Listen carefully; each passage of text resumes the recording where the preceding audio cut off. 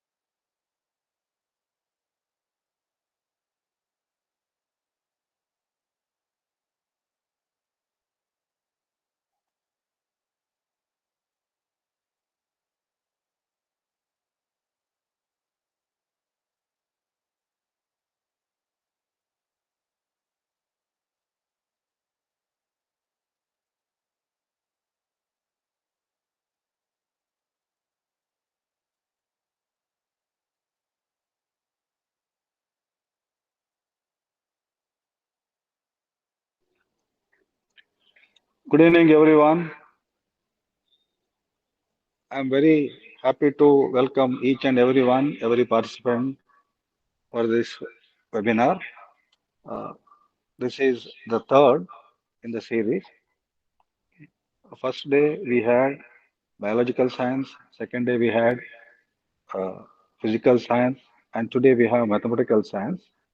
The purpose of this is to explain the different opportunities and avenues in the field of pure science. Today, we are going to cover different possible areas where students can develop their interest and do research or get job in mathematics, statistics, computer science, further branches like data science or artificial intelligence. We have with us the we have with us today's first resource person, Nitish, who will be explaining about the possible areas in mathematics.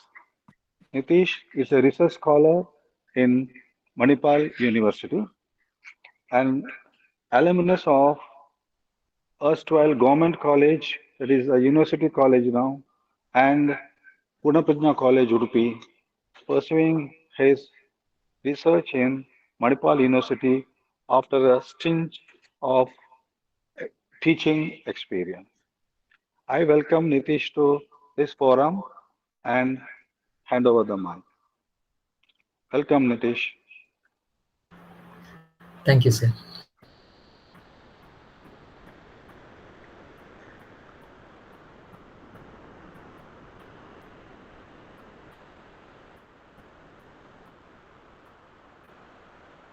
Shall I start, sir? Yes, sure. Okay.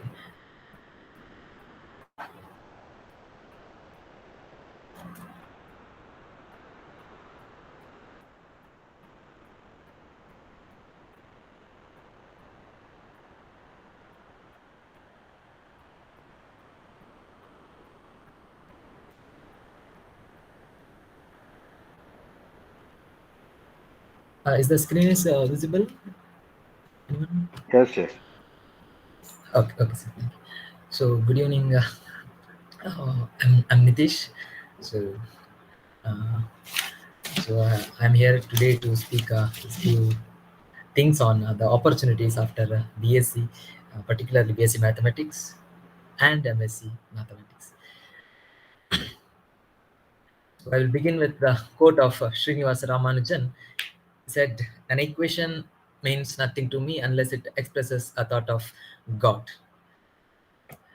So throughout this, I will be focusing mainly on the scope of mathematics and computational science in uh, after BSc Mathematics in various fields. So the first thing is after BSc, we can continue our education, higher education. MSc mathematics ಒಂದೇನಂತ ಹೇಳಿದ್ರೆ BSc ಆದ ಕೂಡಲೇ MSc ಮಾಡೋದಾದ್ರೆ MSc BSc mathematics ಅಲ್ಲಿ interest ಇದ್ರೆ MSc mathematics ಮಾತ್ರ ಮಾಡ್ಬೋದು ಅಂತಲ್ಲ, ಅಲ್ಲಿ ಕೂಡ ತುಂಬಾ ಆಪ್ಷನ್ಸ್ ಇದೆ. ಪ್ಯೂರ್ ಮ್ಯಾಥಮೆಟಿಕ್ಸ್ ಅಂತ ಇದೆ, ಅಪ್ಲೈಡ್ ಮ್ಯಾಥಮೆಟಿಕ್ಸ್ ಅಂತ ಇದೆ. Pure mathematics in the sense it deals with the pure theoretical concept, and applied mathematics ಅಂತ ಬರುವಾಗ ಅಪ್ಲಿಕೇಶನ್ ಲೆವೆಲ್ ಆಗಿ ಮ್ಯಾಥಮೆಟಿಕ್ಸ್ ಕಲಿಬಹುದಲ್ಲಿ. ಇನ್ನು ಮ್ಯಾಥಮೆಟಿಕ್ಸ್ ಅಂಡ್ ಕಂಪ್ಯೂಟಿಂಗ್ ಅಂತ ಇದೆ, MSc in mathematics and computing ಅಂತ. ಕೆಲವು ಕಾಲೇಜಲ್ಲಿ ಅದ್ರ ಕಂಪ್ಯೂಟೇಷನಲ್ ಮ್ಯಾಥಮೆಟಿಕ್ಸ್ ಅಂತ ಕೊಡ್ತಾರೆ. ಸೊ ಇಲ್ಲಿ ಏನ್ ಮಾಡ್ಬೋದು ಇಲ್ಲಿ ಏನಿರುತ್ತೆ ಕೇಳಿದ್ರೆ, ಇನ್ ಶಾರ್ಟ್ ಹೇಳ್ಬೇಕಂದ್ರೆ ಮ್ಯಾಥಮೆಟಿಕ್ಸ್ ಅಂಡ್ ಕಂಪ್ಯೂಟರ್ ಸೈನ್ಸ್ ಅಂತ. ಸೊ ನೀವಲ್ಲಿ ಮ್ಯಾಥಮೆಟಿಕಲ್ ಥಿಂಗ್ಸ್ ಅನ್ನು ಕಂಪ್ಯೂಟರ್ ಒಟ್ಟಿಗೆ ಕಲಿಬಹುದು ಅಂತ, ತುಂಬಾ ಕೋಡಿಂಗ್ ಗಳನ್ನು ಬರೆಯುವಂತದ್ದು. ಇನ್ನು ಸ್ಟ್ಯಾಟಿಸ್ಟಿಕ್ಸ್ ಆಫ್ಟರ್ BSc ಮ್ಯಾಥಮೆಟಿಕ್ಸ್ ಆದ್ಮೇಲೆ ಸ್ಟ್ಯಾಟಿಸ್ಟಿಕ್ಸ್ ಗೆ ಹೋಗ್ಬೋದು. ಇಕನಾಮಿಕ್ಸ್, ಡಾಟಾ ಸೈನ್ಸ್, ಬಯೋಸ್ಟ್ಯಾಟಿಸ್ಟಿಕ್ಸ್ ಬಗ್ಗೆ ಹೇಳ್ಬೇಕು ಅಂತ ಹೇಳಿದ್ರೆ it's again statistic, but it deals with the biological ideas ಅಥವಾ ಬಯಾಲಜಿಕಲ್ ಡಾಟಾವನ್ನು ತಗೊಳ್ಳುವಂಥದ್ದು, ಮೆಡಿಸಿನಲ್ ಡಾಟಾವನ್ನು ತಗೊಳ್ಳುವಂಥದ್ದು, ಅದರ ಮೇಲೆ ಸ್ಟಡಿ ಮಾಡುವಂಥದ್ದು. ಸೊ ಅದ್ರ ಮುಂದೆ ಅದ್ರ ಬಗ್ಗೆ ಎಲ್ಲ ಮುಂದೆ ಮಾತಾಡ್ತಾರೆ. ಸೊ ಇನ್ನು ಆಪರೇಷನ್ ರಿಸರ್ಚ್ ಇರ್ಬೋದು, ಆಕ್ಟೋರಿಯಲ್ ಸೈನ್ಸ್ ಅಂತ ಇದೆ. ಅದೇನ್ ಮಾಡುತ್ತೆ ಹೇಳಿದ್ರೆ ಫಿನಾನ್ಷಿಯಲ್ ರಿಸ್ಕ್ ಇನ್ ಇನ್ಶೂರೆನ್ಸ್ ಅಥವಾ ಫಿನಾನ್ಷಿಯಲ್ ಫೀಲ್ಡ್ ಬಗ್ಗೆ ಮ್ಯಾಥಮೆಟಿಕಲ್ ಆಗಿ ಸ್ಟಡಿ ಮಾಡ್ಬೋದು. ಅಥವಾ ಈವನ್ ನಿಮಗೆ ಬಿ ಎಸ್ ಸಿ ಆದ ಕೂಡಲೇ ಬಿ ಎಡ್ಗೆ ಕೂಡ ಜಾಯ್ನ್ ಆಗುವ ಆಪ್ಷನ್ ಇದೆ.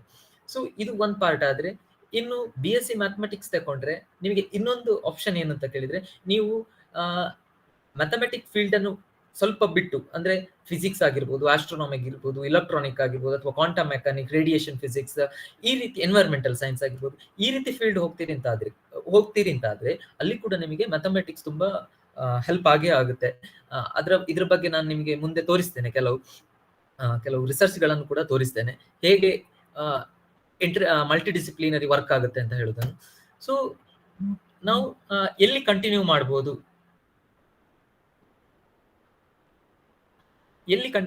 ಹೈಯರ್ ಎಜುಕೇಶನ್ ಅನ್ನು ಕಂಟಿನ್ಯೂ ಮಾಡ್ಲಿಕ್ಕೆ ಈಗ ನಮಗೆ ಇಂಡಿಯಾದಲ್ಲಿ ಟಾಪ್ ರ್ಯಾಂಕ್ಡ್ ಇನ್ಸ್ಟಿಟ್ಯೂಷನ್ ಅಂತ ಹೇಳಿದ್ರೆ ಒಂದು IAS ಇದೆ, IIT ಇದೆ, NITs ಇದೆ, ಐಸರ್ ಇದೆ. ಈ IAS ಎಲ್ಲ ಎಂಟರ್ ಆಗ್ಬೇಕಿದ್ರೆ ನೀವು ಅದಕ್ಕೊಂದು ಟೆಸ್ಟ್ ಅನ್ನು ಬರಿಬೇಕಿರ್ತದೆ, ಜಾಮ್ ಟೆಸ್ಟ್ ಅಂತ ಹೇಳ್ತಾರೆ. ಜಾಮ್ ಟೆಸ್ಟಿಂಗ್ ಅದಕ್ಕೆ ನೀವು BSc ಅಲ್ಲಿ ಇದ್ಕೊಂಡೆ ನೀವು ಪ್ರಿಪೇರ್ ಆಗ್ಬೋದು. BSc ಸಿಲೆಬಸ್ BSc ವರೆಗೆ ಏನು ಓದಿರ್ತೀರಾ ಅದನ್ನ ಇಟ್ಕೊಂಡೆ ಪ್ರಿಪೇರ್ ಆಗಿ ನಿಮ್ಗೆ ಜಾಮ್ ಅನ್ನು ಕ್ಲಿಯರ್ ಮಾಡ್ಕೊಳ್ಬಹುದು. IIT, NIT, ಎಲ್ಲ NIT ಯಲ್ಲೂ MSc ಇದೆ ಅಂತ ಹೇಳಲ್ಲ, ಆದ್ರೆ ಇಲ್ಲೆಲ್ಲ ಇದೆ, ಅಲ್ಲೆಲ್ಲ ಅವರು ಮೆರಿಟ್ ಮೇಲೆ ತಗೊಳ್ತಾರೆ. ಸೊ ನೀವು ಹೇಗೆ ಪರ್ಫಾರ್ಮ್ ಮಾಡ್ತೀರಾ, ಮುಂದೆ ಅವರು ಇಂಟರ್ವ್ಯೂ ಅಲ್ಲಿ ಹೇಗೆ ಪರ್ಫಾರ್ಮ್ ಮಾಡ್ತೀರಾ, ಇದ್ರ ಥ್ರೂ ನಿಮಗೆ IIT, NIT, ಐಸರ್ ಅನ್ನ ಎಂಟರ್ ಆಗ್ಬೋದು. ಇವನ್ ಸೆಂಟ್ರಲ್ ಯೂನಿವರ್ಸಿಟಿಯಲ್ಲಿ ಎಂಟರ್ ಆಗ್ಬೋದು. ಇದು ಮಾತ್ರ ಆಪ್ಷನ್ಗಳಲ್ಲ. ಇದನ್ನು ಹೊರತುಪಡಿಸಿದ್ರೆ ನಮ್ಮ ನಿಯರ್ ಬೈ ಕಾಲೇಜಸ್ಗಳು, ಅಂದ್ರೆ ಸ್ಟೇಟ್ ಯೂನಿವರ್ಸಿಟಿಗಳಿಗೆ ಅಫಿಲಿಯೇಟೆಡ್ ಆದ ಕಾಲೇಜಸ್ಗಳು, ಇಲ್ಲಿ ಕೂಡ ನಿಮಗೆ ನಿಮ್ಮ ಎಜುಕೇಶನ್ ಅನ್ನು ಕಂಟಿನ್ಯೂ ಮಾಡ್ಬೋದು, MSc ಅನ್ನು ಕಂಟಿನ್ಯೂ ಮಾಡ್ಬೋದು. ಇದನ್ನು ಬಿಟ್ರೆ ಟಾಪ್ ರ್ಯಾಂಕ್ಡ್ ಯೂನಿವರ್ಸಿಟಿಗಳಿರ್ತವೆ. ಈಗ ಟಾಪ್ ರ್ಯಾಂಕ್ಡ್ ಯೂನಿವರ್ಸಿಟಿಗೆ ಬಿಟ್ಸ್ ಪಿಲಾನಿ ಆಗಿರ್ಬೋದು, ಅಥವಾ VIT ವೆಲ್ಲೂರ್ ಆಗಿರ್ಬೋದು, ಮಾಹೆ ಆಗಿರ್ಬೋದು, ಇಲ್ಲಿ ಕೂಡ ನಿಮಗೆ MSc ಅನ್ನು ಕಂಟಿನ್ಯೂ ಮಾಡ್ಬೋದು. MSc ಮಾತ್ರ ಅಲ್ಲ, ನಿಮಗೆ ಇಲ್ಲಿ MSc ಮಾಡಿ ಆಮೇಲೆ PhD ಅನ್ನು ಕೂಡ ಕಂಟಿನ್ಯೂ ಮಾಡ್ಬೋದು. So after joining BSc mathematics, you can continue your education in MSc mathematics or the fields what I mention in the previous slides, and you can continue for PhD also. So ಈ IIT, IAS ಅನ್ನೆಲ್ಲ ನೀವು ಒಮ್ಮೆ enter ಆದ್ರಿ ಅಂತ ಹೇಳಿದ್ರೆ, entering itself is a prestigious, ಅಥವಾ ಅಂದ್ರೆ ನೀವು ಒಂದು ದೊಡ್ಡ ಸಾಧನೆ ಮಾಡಿದ್ರಿ ಅಂತಾನೆ ಅರ್ಥ, IIT, IAS ಅನ್ನೆಲ್ಲ ಎಂಟರ್ ಆಗ್ತಿದ್ದೀರಿ ಅಂತಾದ್ರೆ. ಸೊ ಈ ತರ ಇನ್ಸ್ಟಿಟ್ಯೂಷನ್ಗಳಲ್ಲಿ ನಿಮಗೆ ಕ್ಲಾಸ್ ಜೊತೆಗೆ ನಿಮಗೆ ಅಲ್ಲಿ ನಿಮ್ಮ ಕ್ಲಾಸ್ಮೇಟ್ ಜೊತೆಗೆ ಪಿಯರ್ ಲರ್ನಿಂಗ್ ಅಂತ ಇರುತ್ತೆ. ಅಂದ್ರೆ ನೀವು ಕ್ಲಾಸ್ಮೇಟ್ಗಳ ಜೊತೆಗೆ, ಅಂದ್ರೆ ಸಾಧಾರಣ ಎಲ್ಲ ಒಳ್ಳೆ ರ್ಯಾಂಕ್ ಸ್ಟೂಡೆಂಟ್ಸ್ಗಳೇ ಇರ್ತೀರಿ. ಸೊ ನಿಮ್ಗೆ ನೀವೇ ಕಮ್ಯುನಿಕೇಟ್ ಮಾಡಿಕೊಂಡು ಒಂದು ಕಾಂಪಿಟೇಟಿವ್ ಎಕ್ಸಾಮ್ಗಳನ್ನು ಕ್ಲಿಯರ್ ಮಾಡುವಂಥದ್ದು. ಮತ್ತೆ ಇನ್ನೊಂದೇನಂತಿದ್ರೆ, ಇಂಥ ಟಾಪ್ ಇನ್ಸ್ಟಿಟ್ಯೂಷನ್ಗಳಲ್ಲಿ ಅಲ್ಲಿರುವ ಫ್ಯಾಕಲ್ಟಿಗಳು ರಿಸರ್ಚ್ ಓರಿಯೆಂಟೆಡ್ ಆಗೇ ಇರ್ತಾರೆ. ಅವರು ಒಂದೊಂದು ಫೀಲ್ಡ್ ಅಲ್ಲಿ ಇರ್ತಾರೆ. ಈಗ ಫಾರ್ ಎಕ್ಸಾಂಪಲ್ ಒಬ್ರು ಕ್ರಿಪ್ಟೋಗ್ರಫಿ ರಿಲೇಟೆಡ್ ಫೀಲ್ಡ್ ಆಗಿರ್ಬೋದು, ಒಬ್ರು ಫ್ಲೂಯಿಡ್ ರಿಲೇಟೆಡ್ ಫೀಲ್ಡ್ ಆಗಿರ್ಬೋದು, ಒಬ್ರು ಅಲ್ಜಿಬ್ರಾ ರಿಲೇಟೆಡ್ ಫೀಲ್ಡ್ ಆಗಿರ್ಬೋದು, ಒಬ್ರು ಅನಾಲಿಸಿಸ್ ರಿಲೇಟೆಡ್ ಫೀಲ್ಡ್ ಆಗಿರ್ಬೋದು. ಸೊ ಅಲ್ಲೆಲ್ಲ ಅವರು ರಿಸರ್ಚ್ ಸ್ಟೂಡೆಂಟ್ಸ್ ಅಂತ ತಗೊಂಡು ರಿಸರ್ಚ್ ಕೂಡ ಮಾಡ್ತಿರ್ತಾರೆ. ಸೊ ಸೈಮಲ್ಟೇನಿಯಸ್ ನೀವು ಅಲ್ಲಿ MSc ಜಾಯ್ನ್ ಆದ್ರಿ, ಅಥವಾ ನೀವು PhD ಜಾಯ್ನ್ ಆದ್ರಿ, ಅಥವಾ MSc ಜಾಯ್ನ್ ಆದಾಗ ನಿಮಗೆ ಅವರ ಜೊತೆ ರಿಸರ್ಚ್ಗೆ ಕೂಡ ನೀವು ಅವರಿಂದ ಇನ್ಪುಟ್ ಗಳನ್ನು ಆಗ್ಲೇ ನೀವು ತಗೊಳ್ಬಹುದು. ಇಂಥ ಆಪರ್ಚುನಿಟಿ ನಿಮಗೆ ದೊಡ್ಡ ಇನ್ಸ್ಟಿಟ್ಯೂಷನ್ಗಳಲ್ಲಿ ಇರುತ್ತೆ. ಈ ಸ್ಟೇಟ್ ಯೂನಿವರ್ಸಿಟಿಗೆ ಅಫಿಲಿಯೇಟೆಡ್ ಆದ ಕಾಲೇಜ್ಗಳು ಕೂಡ ಈಗ ಅಲ್ಲಿ ಕೂಡ ಈಗ ರಿಸರ್ಚ್ ಕಲ್ಚರ್ ಪ್ರಾರಂಭ ಆಗಿದೆ, ಒಂದು NEP ಎಲ್ಲ ಬಂದ ನಂತರ. ಸೊ ಅಲ್ಲಿ ಕೂಡ ನಿಮಗೆ ರಿಸರ್ಚ್ ಓರಿಯೆಂಟೆಡ್ ಐಡಿಯಾಗಳು ನಿಮಗೆ ಸಿಗ್ತದೆ. ಅಂಡ್ ಸೊ ನಾನು ಆಗ್ಲೇ ಹೇಳಿದೆ NEP ಅಂತ. So BSc mathematics with under NEP ಅಂತ. ಸೊ ನ್ಯೂ ಎಜುಕೇಶನ್ ಪಾಲಿಸಿ ಏನು ಗವರ್ಮೆಂಟ್ ಇಂದ ಒಂದು ಇನಿಷಿಯೇಟಿವ್ ಆಗಿ ಹೊಸತಾಗಿ ಬಂತು. ಇಲ್ಲಿ ನಿಮಗೆ ಮಲ್ಟಿ ಡಿಸಿಪ್ಲಿನರಿ ಸೆಲೆಕ್ಷನ್ ಅಂತೆಲ್ಲ ಕೊಟ್ಟಿದ್ದಾರೆ. ಅಂದ್ರೆ you can opt for physics mathematics, some economics mathematics, computer science, ಈ ರೀತಿ ಮಲ್ಟಿ ಡಿಸಿಪ್ಲಿನರಿ ಸಬ್ಜೆಕ್ಟ್ ಅನ್ನು ಚೂಸ್ ಮಾಡ್ಬೋದು. ಇದಕ್ಕೆ ರಿಲೇಟೆಡ್ ಆಗಿ ಒಂದು ಇನ್ಸಿಡೆಂಟ್ ಹೇಳ್ತೇನೆ. ಯಾಕೆ ಈ ರೀತಿ ಮಲ್ಟಿ ಡಿಸಿಪ್ಲಿನರಿ ಶುರು ಆಯಿತು, ಅಥವಾ ಯಾಕೆ ಇದರ ಇಂಪಾರ್ಟೆನ್ಸ್ ಅಂತೇಳಿ. ಸೊ ಅರೌಂಡ್ ಒಂದು ಒಂದಷ್ಟು ವರ್ಷಗಳ ಹಿಂದೆ ಅಮೆರಿಕದಲ್ಲಿ ಒಂದು ಅಟೋಮಿಕ್ ಎನರ್ಜಿ ಕಮಿಷನ್ ಅಂತ ಇತ್ತು. ಸೊ ಅಲ್ಲಿ ಏನಾಗ್ತಿತ್ತು ಕೇಳಿದ್ರೆ, ನ್ಯೂಕ್ಲಿಯರ್ ಏನು ವೇಸ್ಟ್ಗಳು ಕ್ರಿಯೇಟ್ ಆಗ್ತಿತ್ತು, ನ್ಯೂಕ್ಲಿಯರ್ ರೇಡಿಯೋ ಆಕ್ಟಿವ್ ವೇಸ್ಟ್. ಈ ವೇಸ್ಟ್ ಅನ್ನು ಡಿಸ್ಪೋಸ್ ಮಾಡ್ಲಿಕ್ಕೆ ಸಮುದ್ರಕ್ಕೆ ಕೊಂಡೋಗಿ ಅದನ್ನು ಡಂಪ್ ಮಾಡ್ತಾ ಇದ್ರು. ಸೊ ಹೇಗೆ ಡಂಪ್ ಮಾಡ್ತಿದ್ರು ಕೇಳಿದ್ರೆ, ಅದನ್ನು ಟೈಟ್ ಕಂಟೈನರ್ ಅಲ್ಲಿ ಸೀಲ್ ಮಾಡಿ ಒಂದು 300 ಅಡಿ ಸಮುದ್ರಕ್ಕೆ ಅದನ್ನು ಡಂಪ್ ಮಾಡ್ತಾ ಇದ್ರು. ಸೊ ಈ ಪ್ರಾಕ್ಟೀಸ್ ತುಂಬಾ ಸಮಯ ಕಂಟಿನ್ಯೂ ಆಗ್ತಿತ್ತು. ಆಗ ಅಲ್ಲಿಗೆ ಒಂದು ಇಂಜಿನಿಯರಿಂಗ್ ಟೀಮ್ ಬರ್ತದೆ. ಅವ್ರು ಕೇಳ್ತಾರೆ, ಸೊ ನೀವು ಡಂಪ್ ಮಾಡುವ ಈ ಏನು ಕಂಟೈನರ್ ಇದೆ, ನೀರಲ್ಲಿ ಡಂಪ್ ಮಾಡ್ತೀರಿ, ಅದು ಎಲ್ಲಾದ್ರೂ ನೀರ್ನ 300 ಫೀಟ್ ಅಡಿಗೆ ಹೋಗಿ ಅದೆಲ್ಲದು ಬ್ರೇಕ್ ಆದ್ರೆ ಅಥವಾ ಲೀಕ್ ಆದ್ರೆ ಏನ್ ಮಾಡ್ತೀರಾ ಅಂತ. ಸೊ ಆಗ ಈ ಇವರೇನ್ ಹೇಳ್ತಾರೆ ಕೇಳಿದ್ರೆ, ಇಲ್ಲ, ಆ ತರ ಪಾಸಿಬಿಲಿಟಿ ಇಲ್ಲ, ನಾವು ತುಂಬಾ ಸಮಯದಿಂದ ಮಾಡ್ತಾ ಇದ್ದೇವೆ, ಯಾವುದೇ ಇದಿಲ್ಲ ಅಂತ. ಆದ್ರೆ ಇಂಜಿನಿಯರ್ ಹೇಳ್ತಾರೆ, ಇಲ್ಲ, ನೋಡುವ ಅಂತ ಹೇಳಿ ಈ ಏನು ಪ್ರಾಬ್ಲಮ್ ಇದೆ ಇದರ ಮೇಲೆ ಮ್ಯಾಥಮೆಟಿಕಲ್ ಮಾಡೆಲ್ ಅನ್ನು ಮಾಡ್ತಾರೆ. ಮ್ಯಾಥಮೆಟಿಕಲ್ ಮಾಡೆಲ್ ಹೇಗ್ ಮಾಡ್ತಾರೆ ಕೇಳಿದ್ರೆ, using differential equation. So mathematics use ಮಾಡಿ ಒಂದು ಅಥವಾ ಒಂದು ಡ್ರಮ್ ಏನಿದೆ, ಇವರು ನ್ಯೂಕ್ಲಿಯರ್ ವೇಸ್ಟ್ ಇಂದ ಕ್ರಿಯೇಟ್ ಮಾಡಿದ ಡ್ರಮ್ ಏನಿದೆ, ಅದರ ವೆಯ್ಟ್, ಅದು ಎಷ್ಟು ಸ್ಪೀಡ್ ಅಲ್ಲಿ ಅದನ್ನು ನೀರಿಗೆ ಡಿಪ್ ಮಾಡ್ತಾರೆ, ನೀರಿಗೆ ಸಿಗೆ ಹಾಕ್ತಾರೆ, ಸಿಯಲ್ಲಿ ಅದರ ಸ್ಪೀಡ್ ಎಷ್ಟಿರುತ್ತೆ, ಡ್ರಮ್ ಇದು ಸ್ಪೀಡ್ ಅದರ ವೆಲೋಸಿಟಿ ಮೇಲೆ ಹೇಗೆ ಆಕ್ಟ್ ಆಗುತ್ತೆ, ಅಥವಾ ಮತ್ತೆ ಸಮುದ್ರದ ನೀರಿನ ಫೋರ್ಸ್ ಏನಿರುತ್ತೆ.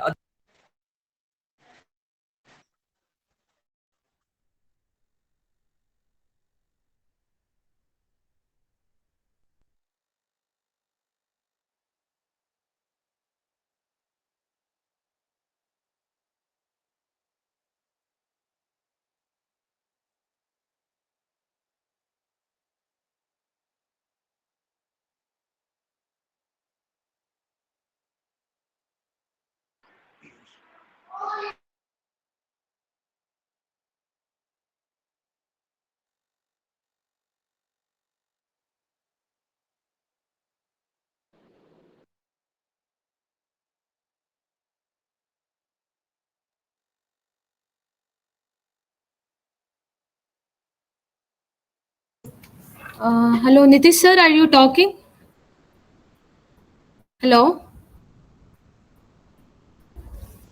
Presentation.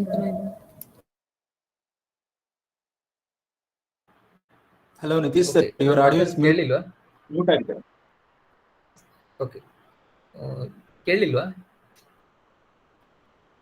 ಜಸ್ಟ್ ನಾವು ಸ್ಟಾಪ್ ಕೇಳ್ತಿದ್ಯಾ? ಇವಾಗ ಕೇಳ್ತಿದೆ. Okay okay, PPT ಕಾಣ್ತಿದ್ಯಲ್ಲ?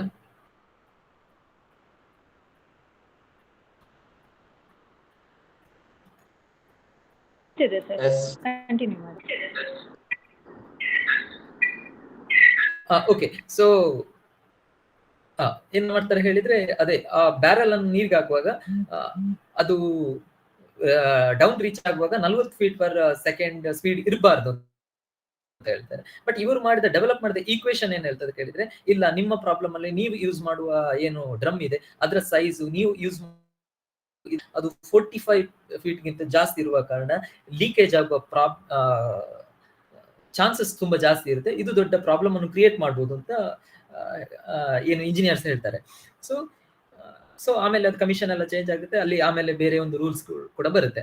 ಸೊ ಮಾತ್ರ ಅಲ್ಲ, ಈ ರಿಸರ್ಚ್ ಅಲ್ಲಿಗೆ ಸ್ಟಾಪ್ ಆಗೋದಿಲ್ಲ, ಆಮೇಲೆ ಈ ರಿಸರ್ಚ್ ಮತ್ತೆ ಕಂಟಿನ್ಯೂ ಆಗುತ್ತೆ. ಹೇಗೆ ಹೇಳಿದ್ರೆ, ಸೊ ಏನ್ ಅದನ್ನು ಡಿಸ್ಪೋಸ್ ಮಾಡ್ಲಿಕ್ಕೆ ಹೆಲಿಕಾಪ್ಟರ್ ಅಲ್ಲಿ ಕೊಂಡೋಗ್ತಿದ್ರು, ಹೆಲಿಕಾಪ್ಟರ್ ಹೋಗುವ ಸ್ಪೀಡ್, ಹೆಲಿಕಾಪ್ಟರ್ ಫ್ಯಾನ್ ಇದು ಗಾಳಿ ಆಗಿರ್ಬೋದು, ಅಥವಾ ಅದು ಯಾವ ಊರಲ್ಲಿ ಆಗ್ತಿದೆ ಆ ಊರಿನ ವೆದರ್ ಆಗಿರ್ಬೋದು, ಇದೆಲ್ಲ ಫ್ಯಾಕ್ಟರ್ ಗಳ ಮೇಲೆ ಒಬ್ಬೊಬ್ರು ರಿಸರ್ಚ್ ಕೂಡ ಮಾಡಿ ಮುಂದೆ ಆ ರಿಸರ್ಚ್ ಕೂಡ ಕಂಟಿನ್ಯೂ ಆಗುತ್ತೆ ಮ್ಯಾಥಮೆಟಿಕ್ಸ್ ಫೀಲ್ಡ್ ಅಲ್ಲಿ. ಸೊ ಒಂದು ಕೆಮಿಕಲ್ ರಿಲೇಟೆಡ್ ಒಂದು ಅಥವಾ ಒಂದು ದುರಂತ ಆಗ್ತಿತ್ತು, ಆ ದುರಂತವನ್ನು ತಡಿಲಿಕ್ಕೆ ಮ್ಯಾಥಮೆಟಿಕಲ್ ಆಗಿ ರೆಡಿಯಾದ ಒಂದು ಮಾಡೆಲ್ ಆ ದುರಂತವನ್ನು ತಪ್ಪಿಸಿತ್ತು ಅಂತ ಹೇಳ್ಬೋದು. ಸೊ ಈ ಏನ್ ಹೇಳಿದೆ ಇದರ ಬಗ್ಗೆ ನಿಮಗೆ ಹೆಚ್ಚು ಡೀಟೇಲ್ಡ್ ಆಗಿ ಮ್ಯಾಥಮೆಟಿಕಲ್ ಈಕ್ವೇಶನ್ ಬಗ್ಗೆ, ಆ ಈಕ್ವೇಶನ್ ಹೇಗಿದೆ ಅಂತೆಲ್ಲ ಈ ಬುಕ್ ಅಲ್ಲಿ ಇದೆ, differential equation and their application by Martin Brown. So ಇದನ್ನೆಲ್ಲ ನೋಡ್ಕೊಂಡು ಗವರ್ಮೆಂಟ್ ಕೂಡ ಮಲ್ಟಿ ಡಿಸಿಪ್ಲಿನರಿ ಆಪ್ಷನ್ಗಳು ಬೇಕು ಅಂತ ಹೇಳಿ NEP ಥ್ರೂ ಅದನ್ನು ತಗೊಂಡು ಬಂತು. ಅಂದ್ರೆ ನೀವು 2 ಡಿಸಿಪ್ಲಿನ್ಗಳು ಇಂಟರಾಕ್ಟ್ ಆದಾಗ ಅಲ್ಲಿ ಏನೋ ಇನ್ನೊಂದು ಹೊಸತನ ಅಥವಾ ಹೊಸ ಒಂದು ಸಬ್ಜೆಕ್ಟ್ ಆಗಿರ್ಬೋದು ಅಥವಾ ಒಂದು ಇರುವ ಕೆಲವೊಂದು ಪ್ರಾಬ್ಲಮ್ಗಳಿಗೆ ಸೊಲ್ಯೂಷನ್ ಕೂಡ ಸಿಗುತ್ತೆ. ಸೊ ಇದೊಂದು ರಿಸರ್ಚ್ ಪೇಪರ್. ಇದು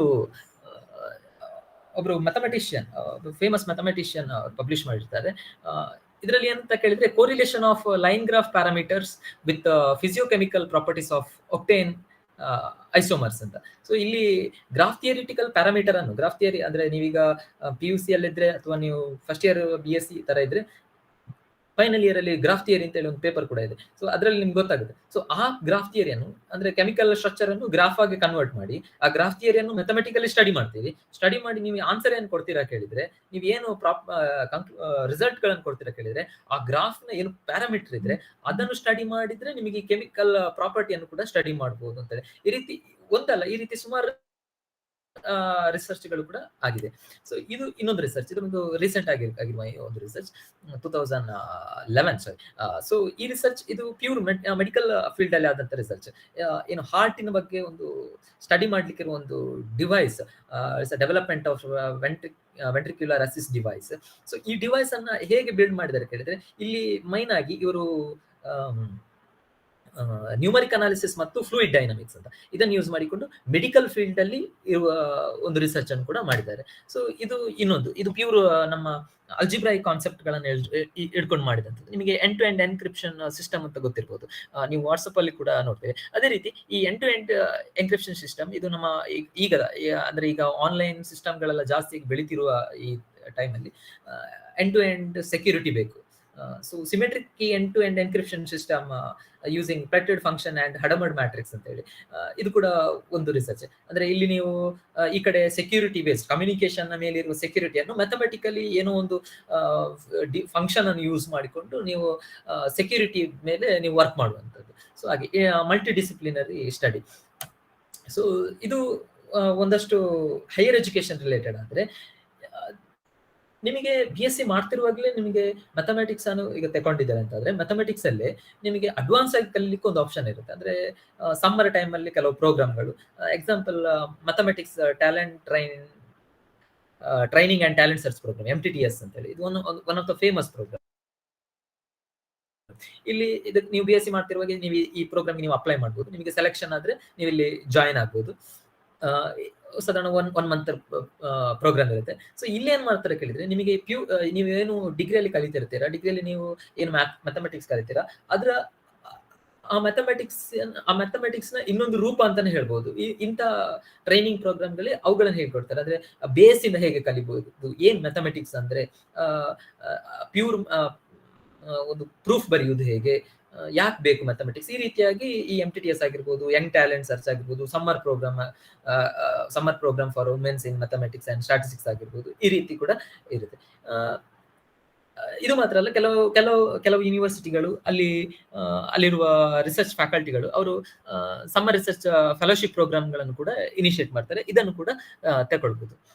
ಇನ್ನು ನೀವು MSc BSc ಆದ ಕೂಡಲೇ ನೀವು ಇನ್ಯಾವುದೋ ಕಾಲೇಜಲ್ಲಿ MSc ಹೋಗ್ತೀರಿ ಅಂತ ಆದ್ರೆ ನಿಮ್ಗೆ ಅಲ್ಲಿ ಕೂಡ ಸ್ಕಾಲರ್ಶಿಪ್ ಆಪ್ಷನ್ ಇರುತ್ತೆ. ಅಥವಾ ನೀವು BSc MSc ಆಗಿ PhD ಹೋಗ್ತೀರಾ ಅಂತ ಆದ್ರೆ ಅಲ್ಲೂ ನಿಮ್ಗೆ ಸ್ಕಾಲರ್ಶಿಪ್ ಆಪ್ಷನ್ಗಳು ಕೂಡ ಇರ್ತದೆ.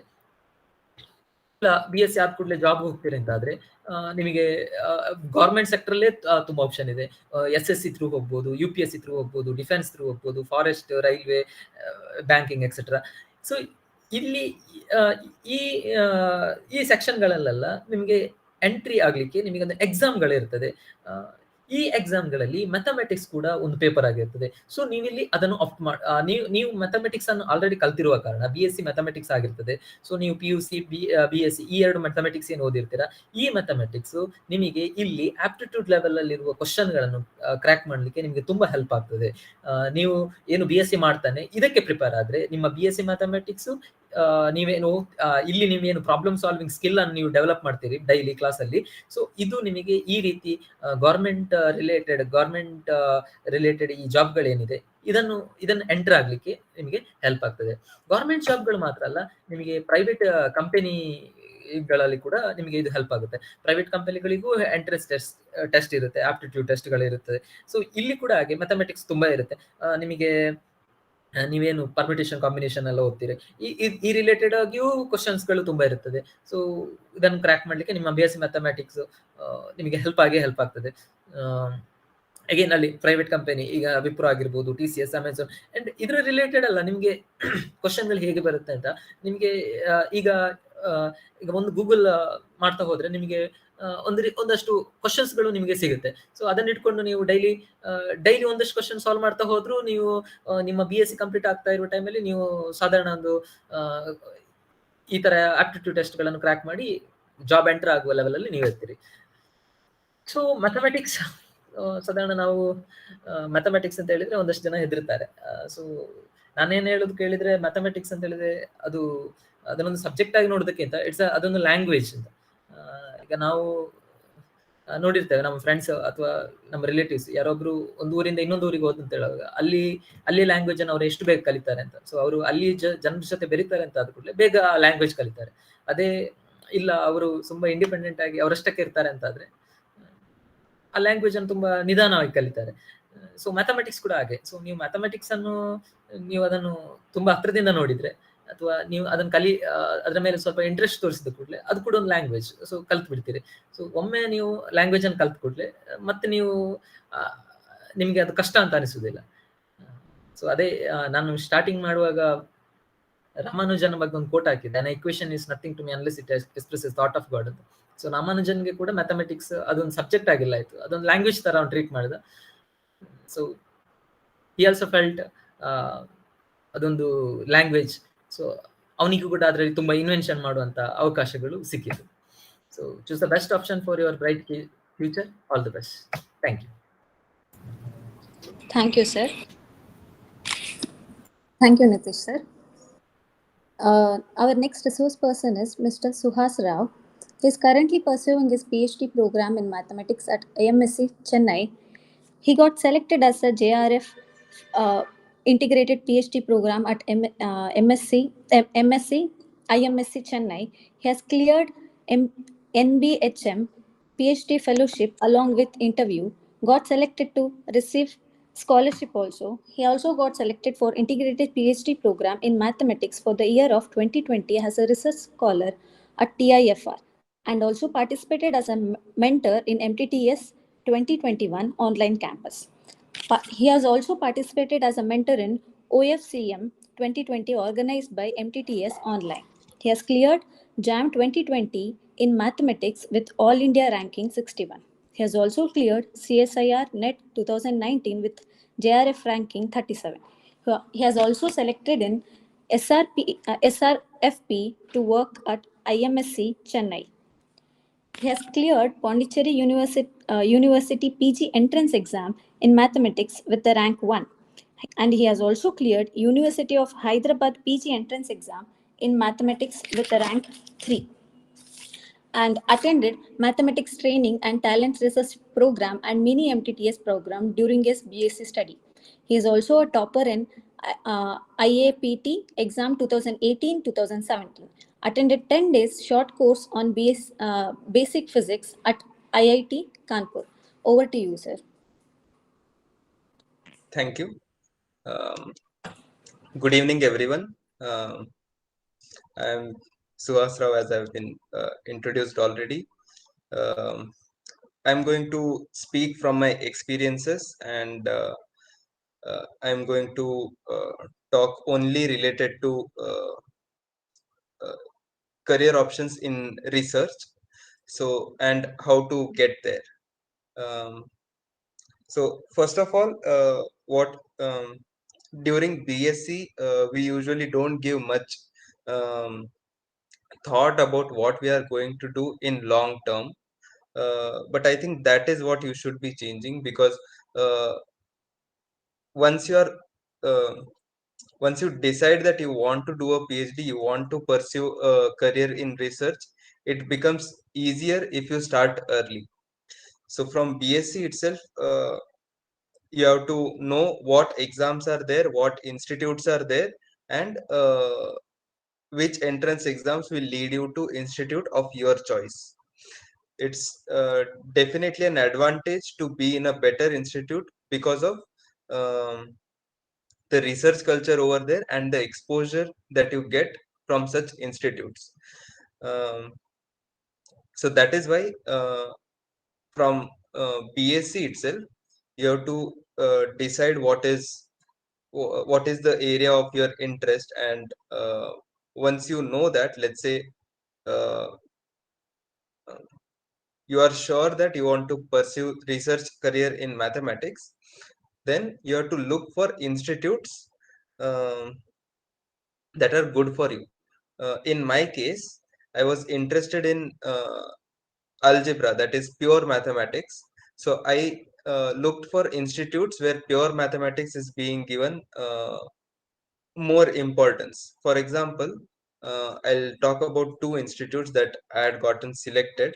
One is IMSC, Institute of Mathematical Sciences, where I'm currently pursuing my PhD, and other is TIFR CAM, that is Center for Applicable Mathematics. So as you see from the name itself, that in CAM they prefer more applied mathematics. So I chose not to go there because my interests were aligned more towards pure mathematics. So like this, from early stage itself, you have to decide uh, which institute will be better for you, and then you have to look what is the path to get to such an institute. For this, there are many entrance exams uh, for which you will have to prepare at least 1 year in advance. So let's say you are in BSc third year now, then you have to start preparing now uh, for JAM exam, so that you can write it after you've completed your BSc and join IITs for MSc. And if you are in MSc, you have to start preparing for from your first year itself, so that you can clear entrance exams like NET, uh, GATE, and JEST, so that you can join for different PhD programs in good institutes. And so I'll name some of the institutes where you can pursue a really good research career. Obviously, you might be knowing IITs is definitely a good place. Other than that, there are IITs, NITs, IISc, uh, NICER, and ICERs. There are lots of ICERs in India, and all of them are really good. Other than that, there are standalone institutes like TIFR, RRI, um, then HRI, Harishchandra Research Institute, um, then IMSC, CMI, ISI Bangalore, ISI Kolkata, and all these institutes conduct their separate entrance exams. So for IITs, you have JAM and GATE for PhD. Um, but for other institutes like for IMSC, you need to write NBHM exam. For ISI, they conduct their own ISI entrance exam. For CMI, they conduct their own entrance exam. For HRI, you need to write NBHM exam, and like this, you have to prepare accordingly based on your interest. And so this is uh, until now I've talked about how to get to such places. Now I'd like to share my experience of research. Um, so when I was in BSc, in fact, I joined BSc with an intent of pursuing a career in research in physics, actually. But during my BSc, I realized that my natural calling is towards mathematics. And by the third year, I was preparing for the exams that I just mentioned. And I joined a central university, that is Pondicherry University, for master's program. And when I was there in my first year, I prepared for all these other PhD exams, that is NET, GATE, and NBHM. And after clearing these, I got selected to selected for integrated PhD programs at TIFR and IMSC. And for the reasons I've already mentioned, I chose IMSC uh, to join, and I dropped my course in Pondicherry University. And after I joined IMSC, I had to go through 2 years of coursework, after which now I've started my research with my guide. So this is how your trajectory will be once you decide to pursue a career in research. um, I guess that's all from my side. But if any of you have any doubts or queries, like more questions regarding uh, um, how to decide, or something like that, uh, or how to prepare for such exams, uh, you can contact me, or uh, obviously the professors at PPC are well equipped to help you as they helped me. So thank you. Thank you, sir. Thank you for your wonderful experience sharing with us. Thank you, sir. Our next resource person is Mr. Mahendra. He is a postgraduate. Uh, he has a postgraduate degree in from rural development and panchayat from IANU. He did his PhD from Pune Pragati State. Also worked in Lens division as officer for 3 years, and he has also worked in government surveyor, Department of Survey Settlement and Land Records, Government of India for 5 years. Currently, he is a government surveyor, Taluk Office, Mangalore. Welcome you, sir. Over. Thank you madam. Good evening everyone. ಇವತ್ತು ನಾವು central government and state government ಜಾಬ್ಗಳಲ್ಲಿ BSc mathematics, statistics and physics ಈ ಕೋರ್ಸನ್ನು ಮಾಡಿದವರಿಗೆ computer science as well as ಯಾವ ರೀತಿ opportunities ಇರುತ್ತೆ ಅನ್ನೋದ್ರ ಬಗ್ಗೆ. ಕೇಳಿಸ್ತಾ ಇದೆಯಾ? ಕೇಳಿಸ್ತಾ ಇದೆ.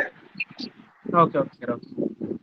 ಅಡ್ಮಿನಿಸ್ಟ್ರೇಟಿವ್ ಆ್ಯಂಡ್ ಟೆಕ್ನಿಕಲ್ ಸೆಕ್ಷನಲ್ಲಿ ಯಾವ್ಯಾವ ರೀತಿ ಜಾಬ್ ಅಪರ್ಚುನಿಟೀಸ್ ಇದೆ ಅನ್ನೋದ್ರ ಬಗ್ಗೆ ನಾನು ಬ್ರೀಫ್ ಆಗಿ ಹೇಳ್ತಾ ಹೋಗ್ತೇನೆ. ಒಂದು ಅಡ್ಮಿನಿಸ್ಟ್ರೇಟಿವ್ ಸರ್ವಿಸ್ ಅಲ್ಲಿ civil service examinations union public service commission conduct ಮಾಡ್ತಾ ಇರುವಂತದ್ದು. ಇದರಲ್ಲಿ ಗ್ರೂಪ್ ಎ ಸರ್ವಿಸಸ್ ಟೋಟಲಿ 21 ಡಿಪಾರ್ಟ್ಮೆಂಟಿನ group A service, for example Indian administrative service, Indian police service, foreign service, audit service, civil account service, Indian revenue services, ಹಾಗೆ Indian revenue services ಆದ್ಮೇಲೆ railway management services, defence account services, postal services, group A post ಗಳು ಏನಿರ್ತವೆ central government ಇಂದ ಅದನ್ನ UPSC examination, civil service examination ಮೂಲಕ conduct ಮಾಡಿ ಅವರನ್ನ appoint ಮಾಡ್ತೇವೆ. ಆವಾಗ ಸಿವಿಲ್ ಸರ್ವಿಸ್ ಎಕ್ಸಾಮಿನೇಷನ್ ಏನ್ ಕಂಡಕ್ಟ್ ಮಾಡ್ತಾರೆ ಅಲ್ಲಿ ಒಂದು ಪ್ರಿಲಿಮಿನರಿ ಎಕ್ಸಾಮಿನೇಷನ್ ಅಲ್ಲೇ ಮೈನ್ಸ್ ಎಕ್ಸಾಮ್ ಬಿಟ್ಟು, ನಾನು GS papers, general studies paper ಅನ್ನ ಬಿಟ್ಟು ಪ್ರಿಲಿಮಿನರಿ ಎಕ್ಸಾಮಿನೇಷನ್ ಅಲ್ಲೇ ನಮ್ಗೆ ಒಂದು ಜನರಲ್ ಸ್ಟಡೀಸ್ ಪೇಪರ್ ಇದ್ರೆ ಇನ್ನೊಂದು CSAT, civil service aptitude test ಅಂತ ಇರ್ತದೆ.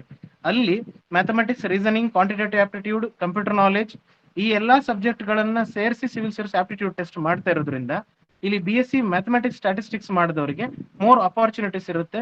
ಈ CSAT ಎಕ್ಸಾಮ್ ಅನ್ನ ಕ್ಲಿಯರ್ ಮಾಡ್ದೇನೆ ಪ್ರಿಲಿಮಿನರಿ ಎಕ್ಸಾಮ್ ಅನ್ನೇ ಸಿವಿಲ್ ಸರ್ವಿಸ್ ಅಲ್ಲಿ ಕ್ಲಿಯರ್ ಮಾಡ್ಲಿಕ್ಕೆ ಆಗೋದಿಲ್ಲ. ಈವನ್ ಸಿವಿಲ್ ಸರ್ವಿಸ್ ಪ್ರಿಲಿಮಿನರಿ ಅಲ್ಲಿ GS ಅಲ್ಲಿ 100ಗೆ 90 ತೆಗೆದ್ರು ಸಹ CSAT ಎಕ್ಸಾಮ್ ಅಲ್ಲಿ ಕ್ಲಿಯರ್ ಆಗದೆ ಇದ್ರೆ they are not eligible for the main examinations. ಇಲ್ಲಿ ಸಿವಿಲ್ ಸರ್ವಿಸ್ ಅಲ್ಲಿ 21 ಡಿಪಾರ್ಟ್ಮೆಂಟಿಗೂ ಸಹ ಗ್ರೂಪ್ ಎ ಪೋಸ್ಟ್ ಅನ್ನ ಅಲ್ಲಿ ರಿಕ್ರೂಟ್ ಮಾಡ್ತಾರೆ. ಅದಾದ್ಮೇಲೆ IFS examination, Indian forest service examination ಅಲ್ಲಿ ಸೈನ್ಸ್ ಸ್ಟೂಡೆಂಟ್ಸ್ ಅನ್ನೇ ಮಾತ್ರ, ಸೈನ್ಸ್ ಓದಿರೋರ್ನ ಮಾತ್ರ ಹೈಯರ್ ಮಾಡ್ತಾ ಇರೋದ್ರಿಂದ ಅಲ್ಲಿ ನಮ್ಗೆ BSc ಫಿಸಿಕ್ಸ್, ಮ್ಯಾಥಮೆಟಿಕ್ಸ್, ಸ್ಟ್ಯಾಟಿಸ್ಟಿಕ್ಸ್ ಯಾರು ಓದಿರ್ತಾರೆ ಅವ್ರಿಗೆ, ಯಾರು ಸ್ಟಡಿ ಮಾಡಿರ್ತಾರೆ ಅವರನ್ನ ಅಲ್ಲಿ ಹೈಯರ್ ಮಾಡ್ಲಿಕ್ಕೆ they are the eligible candidates ಅದಕ್ಕೆ IFS ಗೆ. ಅದಾದ್ಮೇಲೆ UPSC ಗ್ರೂಪ್ ಎ ಅಲ್ಲಿ ಎಂಪ್ಲಾಯಿ ಪ್ರೊವಿಡೆಂಟ್ ಫಂಡ್ ಆರ್ಗನೈಸೇಷನ್ಸ್ ಅಂತ ಇದೆ.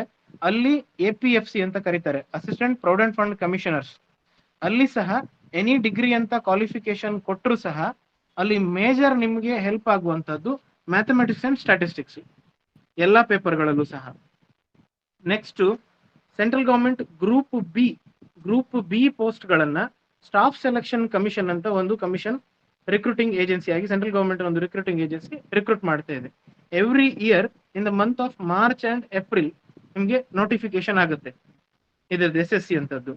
ಹಾಗೆ ಒಟ್ಟು ಇಲ್ಲಿ 36 departments, Rakesh sir screen share ಮಾಡಿ ಅದು 36 ಡಿಪಾರ್ಟ್ಮೆಂಟ್ಸ್ ಯಾವ 36 ಡಿಪಾರ್ಟ್ಮೆಂಟ್ಗೆ ಒಟ್ಟು ಗ್ರೂಪ್ ಬಿ ಪೋಸ್ಟ್ ಅನ್ನ ರಿಕ್ರೂಟ್ ಮಾಡ್ತಾರೆ. ಅದರಲ್ಲಿ specially any graduate from the any degree the qualification ಆದರೂ ಸಹ ಅಲ್ಲಿ ಕೆಲವಷ್ಟು ಡಿಪಾರ್ಟ್ಮೆಂಟ್ಗೆ, for example statistical officer, statistical investigator, ಎಕ್ಸಾಮಿನೇಷನ್ಗೆ ಸೆಂಟ್ರಲ್ ಎಕ್ಸಾಮಿನೇಷನ್ ಬೋರ್ಡ್ ಅಥಾರಿಟಿಗೆ, ಅಲ್ಲಿ ಗ್ರೂಪ್ ಬಿ ಆಫೀಸರ್ಸ್ ಅನ್ನ ನಾವು ಮ್ಯಾಥಮೆಟಿಕ್ಸ್ ಮತ್ತೆ ಸ್ಟ್ಯಾಟಿಸ್ಟಿಕ್ಸ್ ಅನ್ನ BSc ಗ್ರಾಜುಯೇಷನ್ ಅಲ್ಲಿ ಸ್ಟಡಿ ಮಾಡಿದವ್ರನ್ನ ಅಲ್ಲಿ ಹೈರ್ ಮಾಡುವಂಥದ್ದು, ದೇ ಆರ್ ದ ಎಲಿಜಿಬಲ್. ಅದಾದ್ಮೇಲೆ ಸೆಂಟ್ರಲ್ ಗವರ್ಮೆಂಟ್ ಇಂದ ಮತ್ತೆ ಇನ್ನೊಂದು ಏಜೆನ್ಸಿ NTR ಅಂತ ನ್ಯಾಷನಲ್ ಟೆಕ್ನಿಕಲ್ ರಿಸರ್ಚ್ ಆರ್ಗನೈಸೇಷನ್, ಅಲ್ಲಿ ಸಹ ಸೈಂಟಿಫಿಕ್ ಅಸಿಸ್ಟೆಂಟ್ಗೆ ಆ ಜಾಬ್ಗೆ ಸೈಂಟಿಫಿಕ್ ಅಸಿಸ್ಟೆಂಟ್ ಜಾಬ್ಗೆ BSc mathematics, computer science, statistics ಈ ಕ್ವಾಲಿಫಿಕೇಶನ್ ಅನ್ನೋರ್ನ ಹೈರ್ ಮಾಡ್ತಾರೆ. ಅದಲ್ಲದೆ NTR ಅಲ್ಲಿ ಸೈಂಟಿಫಿಕ್ ಆಫೀಸರ್ ಆಗಿ MSc physics, MSc mathematics, MSc computer science as well as MSc statistics ಅವರನ್ನು ಸಹ ಹೈರ್ ಮಾಡ್ತಾರೆ. ಆಮೇಲೆ ನೆಕ್ಸ್ಟ್ ಇಸ್ರೋದಲ್ಲಿ ಇಂಡಿಯನ್ ಸ್ಪೇಸ್ ರಿಸರ್ಚ್ ಆರ್ಗನೈಸೇಷನ್, ಅಲ್ಲಿ ಸಹ ಸೈಂಟಿಫಿಕ್ ಅಸಿಸ್ಟೆಂಟ್ಗೆ BSc ಫಿಸಿಕ್ಸ್ ಮ್ಯಾಥ್ಸ್ ಅವ್ರನ್ನ ಹೈರ್ ಮಾಡ್ತಾ ಇದ್ದಾರೆ. ಲಾಸ್ಟ್ ಇಯರ್ ಈ ಡಿಪಾರ್ಟ್ಮೆಂಟ್ ಅಲ್ಲಿ ಇಸ್ರೋದಲ್ಲಿ ನಿಯರ್ಲಿ 230 to 400 ಪೋಸ್ಟ್ 2 ಸಾರಿ ಒಟ್ಟಿಗೆ ರಿಕ್ರೂಟ್ಮೆಂಟ್ ಆಗಿದೆ ಇಲ್ಲಿ ಸೈಂಟಿಫಿಕ್ ಅಸಿಸ್ಟೆಂಟ್ ಅಲ್ಲಿ. ಮತ್ತೆ ಎವ್ರಿ ಇಯರ್ DRDO ಅಲ್ಲಿ ಡಿಫೆನ್ಸ್ ರಿಸರ್ಚ್ ಡೆವಲಪ್ಮೆಂಟ್ ಆರ್ಗನೈಸೇಷನ್ ಅಲ್ಲಿಯೂ ಸಹ BSc ಫಿಸಿಕ್ಸ್ ಮ್ಯಾಥಮೆಟಿಕ್ಸ್ ನವರನ್ನ ಸೈಂಟಿಫಿಕ್ ಅಸಿಸ್ಟೆಂಟ್ ಆಗಿ ರಿಕ್ರೂಟ್ ಮಾಡ್ತಾ ಇರ್ತಾರೆ. ಅದಲ್ಲದೆ ನೆಕ್ಸ್ಟ್ NPCIL ಅಂತ ಒಂದಿದೆ, national power corporation India limited, ಇಲ್ಲಿ ಸಹ BSc ಮ್ಯಾಥಮೆಟಿಕ್ಸ್ ಮತ್ತೆ ಫಿಸಿಕ್ಸ್ ನವರನ್ನ ಹೈರ್ ಮಾಡುವಂಥದ್ದು. ಆಮೇಲೆ MRPL ಮ್ಯಾಂಗ್ಳೂರ್ ಪೆಟ್ರೋಕೆಮಿಕಲ್ ಲಿಮಿಟೆಡ್ ಅಲ್ಲಿ ಸಹ BSc ಫಿಸಿಕ್ಸ್ ಮತ್ತೆ ಕೆಮಿಸ್ಟ್ರಿ ಅವ್ರನ್ನ ಹೈರ್ ಮಾಡ್ತಾ ಇರ್ತಾರೆ. ಹಾಗೆ BHEL, BEL ಮತ್ತೆ IASC ಅಲ್ಲಿ ಸಹ ಸೈಂಟಿಫಿಕ್ ಅಸಿಸ್ಟೆಂಟ್ ಇರ್ತದೆ.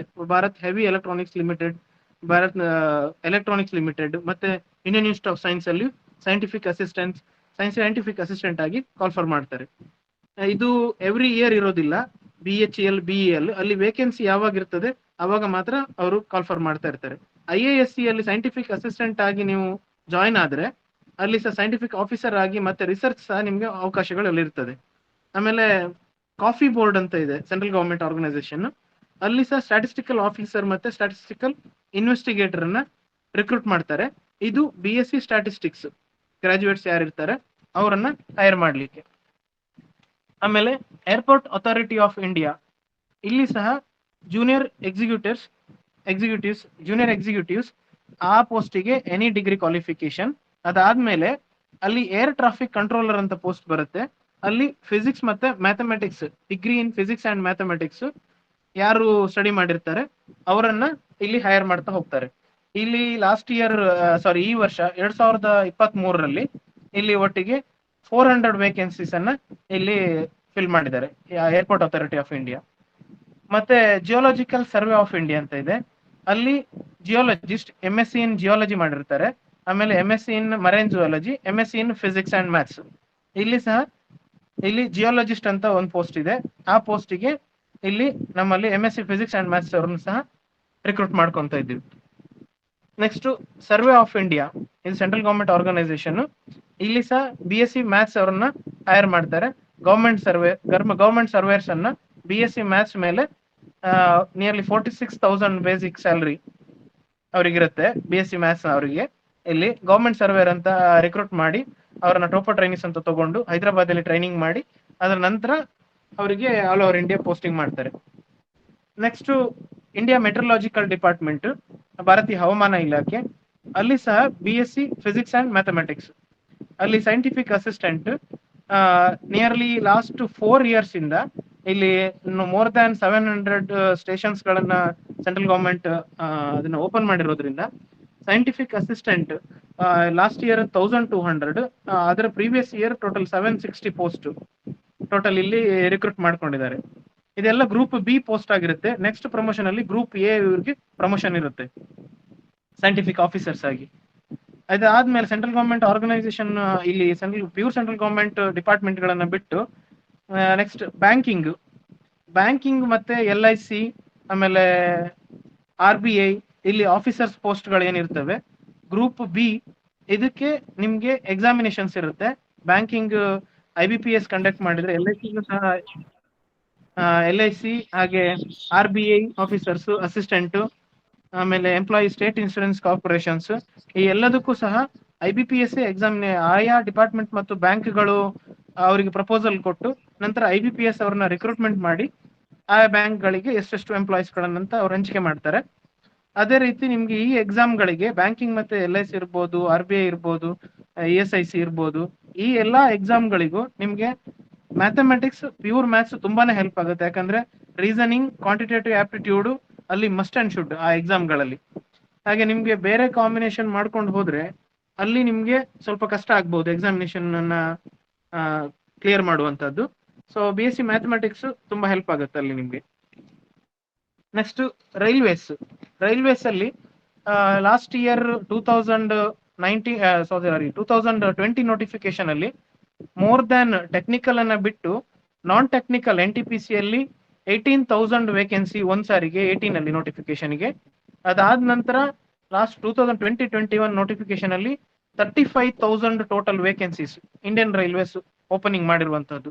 ಅಲ್ಲಿ ನಿಮ್ಗೆ ಸ್ಟೇಷನ್ ಮಾಸ್ಟರ್ ಇರ್ಬೋದು, ಕಮರ್ಷಿಯಲ್ ಕ್ಲರ್ಕ್ ಇರ್ಬೋದು, ಜೂನಿಯರ್ ಕ್ಲರ್ಕ್ ಇರ್ಬೋದು, ಟ್ರಾಫಿಕ್ ಅಸಿಸ್ಟೆಂಟ್ ಇರ್ಬೋದು, ಕಮರ್ಷಿಯಲ್ ಅಪ್ರೆಂಟಿಸ್ ಇರ್ಬೋದು, ಗೂಡ್ಸ್ ಗಾರ್ಡ್ ಇರ್ಬೋದು, ಟ್ರಾಫಿಕ್ ಕಂಟ್ರೋಲರ್ ಇರ್ಬೋದು, ಎಲ್ಲವನ್ನೂ ಸಹ ನಿಮ್ಗೆ ಗ್ರಾಜುಯೇಷನ್ ಮೇಲೆನೆ ಕರೀತಾರೆ. Any graduate from the recognised university ಅಂತ ಅವರು ಕ್ವಾಲಿಫಿಕೇಶನ್ ಕೊಟ್ಟಿರ್ತಾರೆ. ಆದ್ರೆ ನಿಮ್ಗೆ ಸೈನ್ಸ್ ಗ್ರಾಜುಯೇಟ್ ಆಗಿ ನೀವು ಹೋದರೆ ನಿಮ್ಗೆ ಅನುಕೂಲ, ಇಲ್ಲಿ ಮ್ಯಾಥಮೆಟಿಕ್ಸ್ ಅಂಡ್ ಸ್ಟಾಟಿಸ್ಟಿಕ್ಸ್ ತುಂಬಾನೇ ಅನುಕೂಲ ಆಗುತ್ತೆ. More than 50 question 60 questions out of 100 ನಿಮಗೆ ಮ್ಯಾಥಮೆಟಿಕ್ಸ್ ಮತ್ತೆ ಸ್ಟಾಟಿಸ್ಟಿಕ್ಸ್ ಬೇಸ್ ಮೇಲೆ ಇರುವುದರಿಂದ ನೀವು ಆಲ್ರೆಡಿ BSc ಅಲ್ಲಿ ಅದನ್ನ ಸ್ಟಡಿ ಮಾಡಿರ್ತೀವಿ, ನಿಮ್ಗೆ ಶಾರ್ಟ್ ಕಟ್ಸ್ ಗಳು ಅರ್ಥ ಆಗಿರ್ತದೆ. ಹಾಗಾಗಿ ನೀವು ಅಲ್ಲಿ ಸೆಂಟ್ರಲ್ ಗವರ್ಮೆಂಟ್ ಎಕ್ಸಾಮ್ ಗಳನ್ನ ಬಹಳ ಬೇಗ ಕ್ಲಿಯರ್ ಮಾಡಿ ಹೋಗ್ಬೋದು. ನೆಕ್ಸ್ಟ್ ಆಪರ್ಚುನಿಟೀಸ್ ಡಿಫೆನ್ಸ್ ಸರ್ವಿಸ್ ಅಲ್ಲಿ ನೀವು ಸೈನ್ಸ್ ಗ್ರಾಜುಯೇಟ್ ಆಗಿ ಹೋದ್ರೆ, BSc ಮ್ಯಾಥಮೆಟಿಕ್ಸ್, ಸ್ಟಾಟಿಸ್ಟಿಕ್ಸ್, ಫಿಸಿಕ್ಸ್ ಮಾಡಿ ಹೋದ್ರೆ, ಕಂಪ್ಯೂಟರ್ ಸೈನ್ಸ್ ಮಾಡಿ ಹೋದ್ರೆ ನಿಮ್ಗೆ NDA ಎಕ್ಸಾಮ್ ಇದೆ, ನ್ಯಾಷನಲ್ ಡಿಫೆನ್ಸ್ ಅಕಾಡೆಮಿದು. ಅಲ್ಲಿ Indian army, navy, air force ಎಲ್ಲರಿಗೂ ಸಹ ಎಕ್ಸಾಮಿನೇಷನ್ ಗ್ರಾಜುಯೇಷನ್ ಆದ್ಮೇಲೆ ಕಂಬೈನ್ಡ್ ಡಿಫೆನ್ಸ್ ಸರ್ವಿಸ್ ಎಕ್ಸಾಮಿನೇಷನ್ ಅಂತ ಕಂಡಕ್ಟ್ ಮಾಡ್ತಾರೆ. CDSC ಎಕ್ಸಾಮಿನೇಷನ್ ಮತ್ತೆ SSB ಇಂಟರ್ವ್ಯೂಸ್ ಇರುತ್ತೆ ಸರ್ವಿಸ್ ಸೆಲೆಕ್ಷನ್ ಬೋರ್ಡ್ ಇಂದ.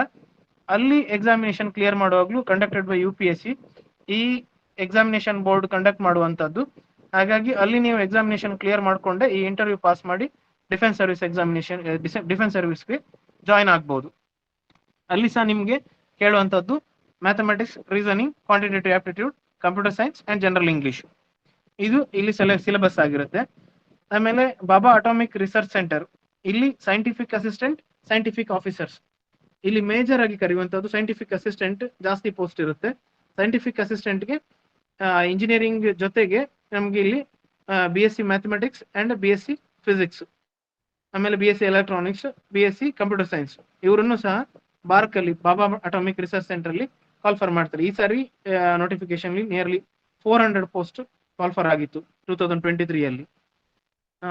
ನೆಕ್ಸ್ಟ್ ಇದಾದ್ಮೇಲೆ paramilitary forces, central government organisation, ministry of home affairs, government of India.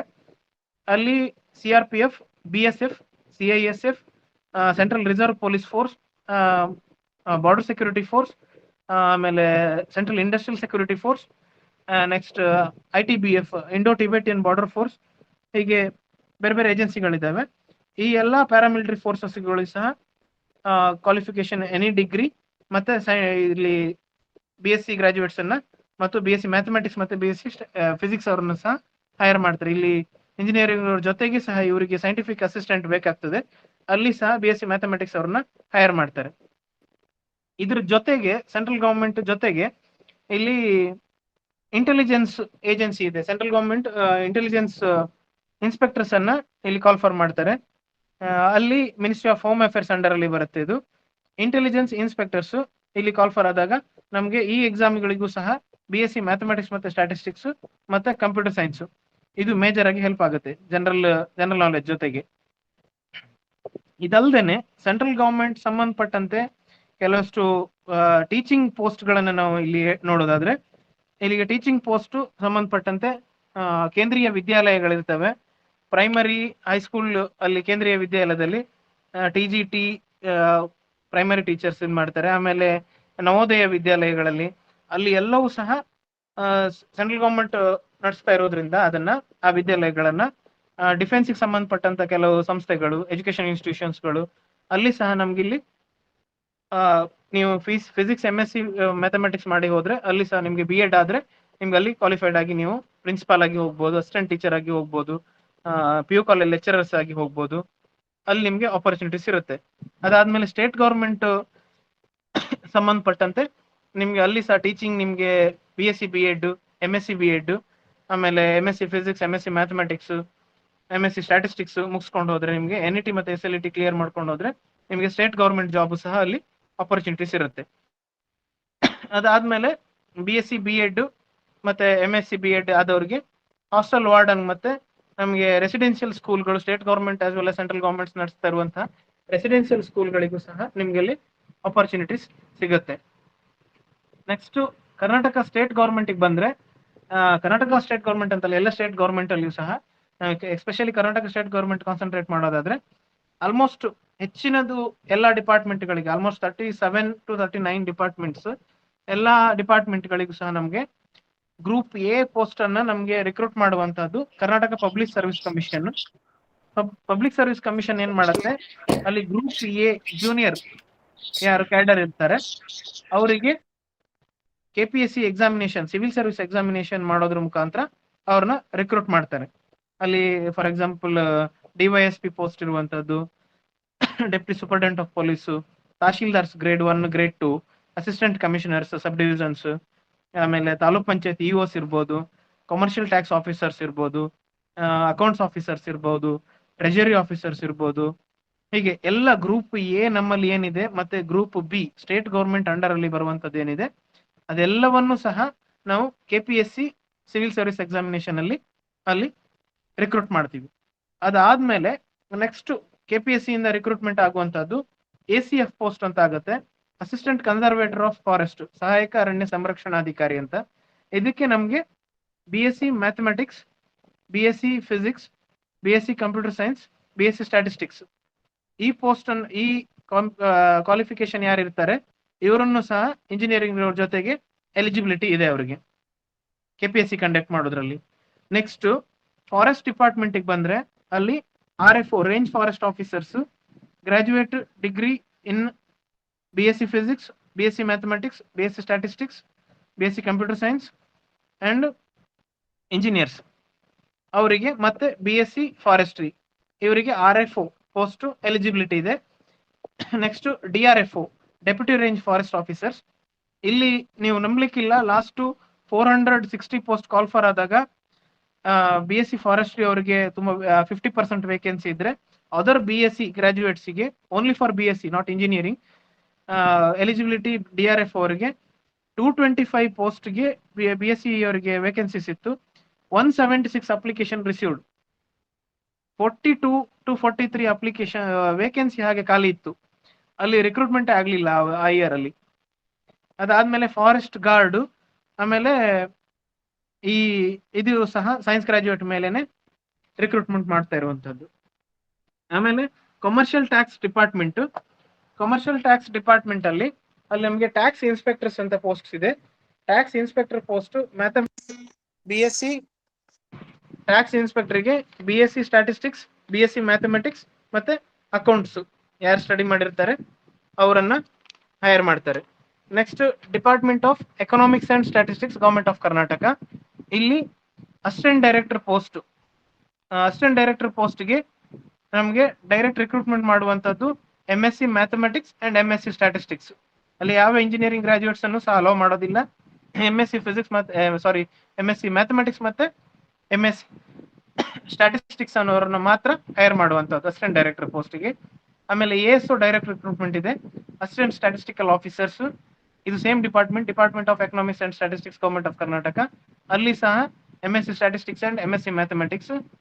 ಆಮೇಲೆ ಸ್ಟಾಟಿಸ್ಟಿಕಲ್ ಇನ್ಸ್ಪೆಕ್ಟರ್ಸ್ ಇಲ್ಲಿ ನಮಗೆ ಮಾತ್ರ BSc ಮ್ಯಾಥಮೆಟಿಕ್ಸ್, BSc ಸ್ಟಾಟಿಸ್ಟಿಕ್ಸ್ ಮಾತ್ರ ಅಲ್ಲಿ ಹೈರ್ ಮಾಡುವಂಥದ್ದು. ನೆಕ್ಸ್ಟ್ ಎನಿ ಡಿಗ್ರಿ ಕ್ವಾಲಿಫಿಕೇಶನ್ ಅಲ್ಲಿ ಬಂದ್ರೆ ಇಲ್ಲಿ KE ಅಂತ ಒಂದು ಆರ್ಗನೈಸೇಷನ್ ಇದೆ, ಕರ್ನಾಟಕ ಎಕ್ಸಾಮಿನೇಷನ್ ಅಥಾರಿಟಿ. ನಮ್ಮ CET ಎಲ್ಲ ಕಂಡಕ್ಟ್ ಮಾಡ್ತಾರಲ್ಲ ಈ ಅಥಾರಿಟಿ, ಇಲ್ಲಿ PDO, panchayat development officer, secretary ಈ ಎಲ್ಲ ಎಕ್ಸಾಮ್ಗಳನ್ನ ಇಲ್ಲಿ ಕಂಡಕ್ಟ್ ಮಾಡ್ತಾರೆ. ಸ್ಟೇಟ್ ಗವರ್ಮೆಂಟ್ ಇರ್ಬೋದು, ಸೆಂಟ್ರಲ್ ಗವರ್ಮೆಂಟ್ ಇರ್ಬೋದು, ಯಾವ ಎಕ್ಸಾಮ್ಗಳಿಗೆ ಹೋದ್ರೂ ಸಹ ನಿಮ್ಗೆ ಕ್ವಾಂಟಿಟೇಟಿವ್ ಆಪ್ಟಿಟ್ಯೂಡ್ಸ್ ಇದ್ದೇ ಇರ್ತದೆ, ಮ್ಯಾಥಮೆಟಿಕ್ಸ್ ಸಂಬಂಧಪಟ್ಟಂತ ಕ್ವಶನ್ಸ್ಗಳು ಇದ್ದೇ ಇರ್ತವೆ, ಸ್ಟಾಟಿಸ್ಟಿಕ್ಸ್ ಸಂಬಂಧಪಟ್ಟಂತ ಕ್ವಶನ್ಸ್ಗಳು ಇದ್ದೇ ಇರ್ತವೆ.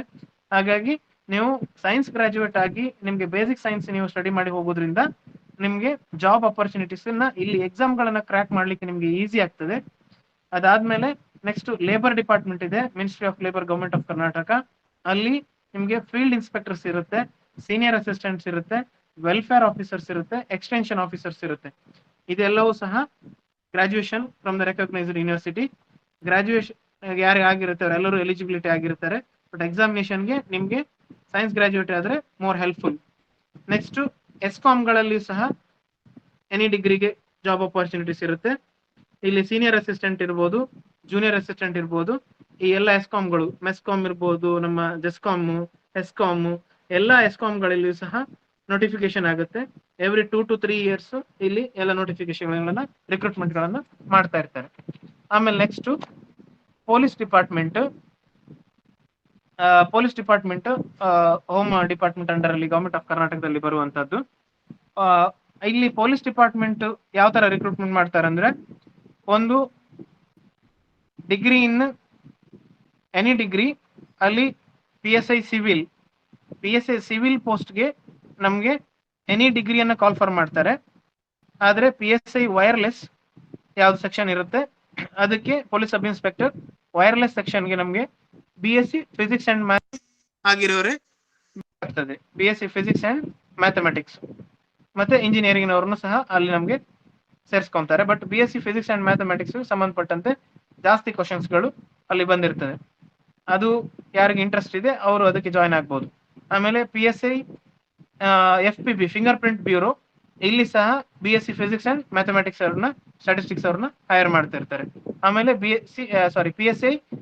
PSI intelligence, police sub inspector intelligence, ಇಲ್ಲಿ ಸಹ ನಮ್ಗೆ BSc ಗ್ರಾಜುಯೇಟ್ಸ್ ಮತ್ತೆ ಎನಿ ಡಿಗ್ರಿ ಅವರನ್ನು ಸಹ ಕಾಲ್ಫರ್ ಮಾಡ್ತಾರೆ. ಆಮೇಲೆ MSc in physics and mathematics ಆಗಿರೋರನ್ನ ಪೊಲೀಸ್ ಡಿಪಾರ್ಟ್ಮೆಂಟ್ ಅಲ್ಲಿ ಫೊರೆನ್ಸಿಕ್ ಆಫೀಸರ್ಸ್ ಅಂತ, ನಮಗೆ ಬ್ಯಾಲಿಸ್ಟಿಕ್ ಅಂಡ್ ಫೊರೆನ್ಸಿಕ್ ಎವಿಡೆನ್ಸ್ಗೋಸ್ಕರ ಅಲ್ಲಿ ನಮ್ಗೆ BSc ಫಿಸಿಕ್ಸ್ ಅವರನ್ನ ಮತ್ತೆ BSc ಮ್ಯಾಥಮೆಟಿಕ್ಸ್ ಅವರನ್ನ ಹೈರ್ ಮಾಡ್ತಾ ಇರ್ತಾರೆ. ಅಲ್ಲಿ ಲಾಸ್ಟ್ ಇಯರ್ ಅಲ್ಲಿ ನಮ್ಗೆ ಟೋಟಲಿ 50 ಪೋಸ್ಟ್ ಅನ್ನ, ನಿಯರ್ಲಿ 50 ಪೋಸ್ಟ್ ಅನ್ನ ಇಲ್ಲಿ ಕಾಲ್ಫರ್ ಮಾಡಿದ್ದಾರೆ. ಈ ರಿಕ್ರೂಟ್ಮೆಂಟ್ ಪ್ರೊಸೆಸ್ ಅಲ್ಲಿ ಇದೆ. Next any degree. Next food department ಅಲ್ಲಿ ಸಹ ಸ್ಟಾಟಿಸ್ಟಿಕ್ಸ್ BSc ಅವರನ್ನ ರಿಕ್ರೂಟ್ಮೆಂಟ್ ಮಾಡ್ತಾ ಇರ್ತಾರೆ. ನೆಕ್ಸ್ಟ್ RI ಪೋಸ್ಟ್ ಇದೆ, ಮಹಾನಗರ ಪಾಲಿಕೆಗಳಲ್ಲಿನ ರೆವಿನ್ಯೂ ಇನ್ಸ್ಪೆಕ್ಟರ್ ಪೋಸ್ಟ್ಗಳು. ಅಲ್ಲಿ ಸಹ ನಮ್ಗೆ BSc ಗ್ರಾಜುಯೇಟ್ಸ್ ಅನ್ನ ಹೈರ್ ಮಾಡ್ತಾರೆ.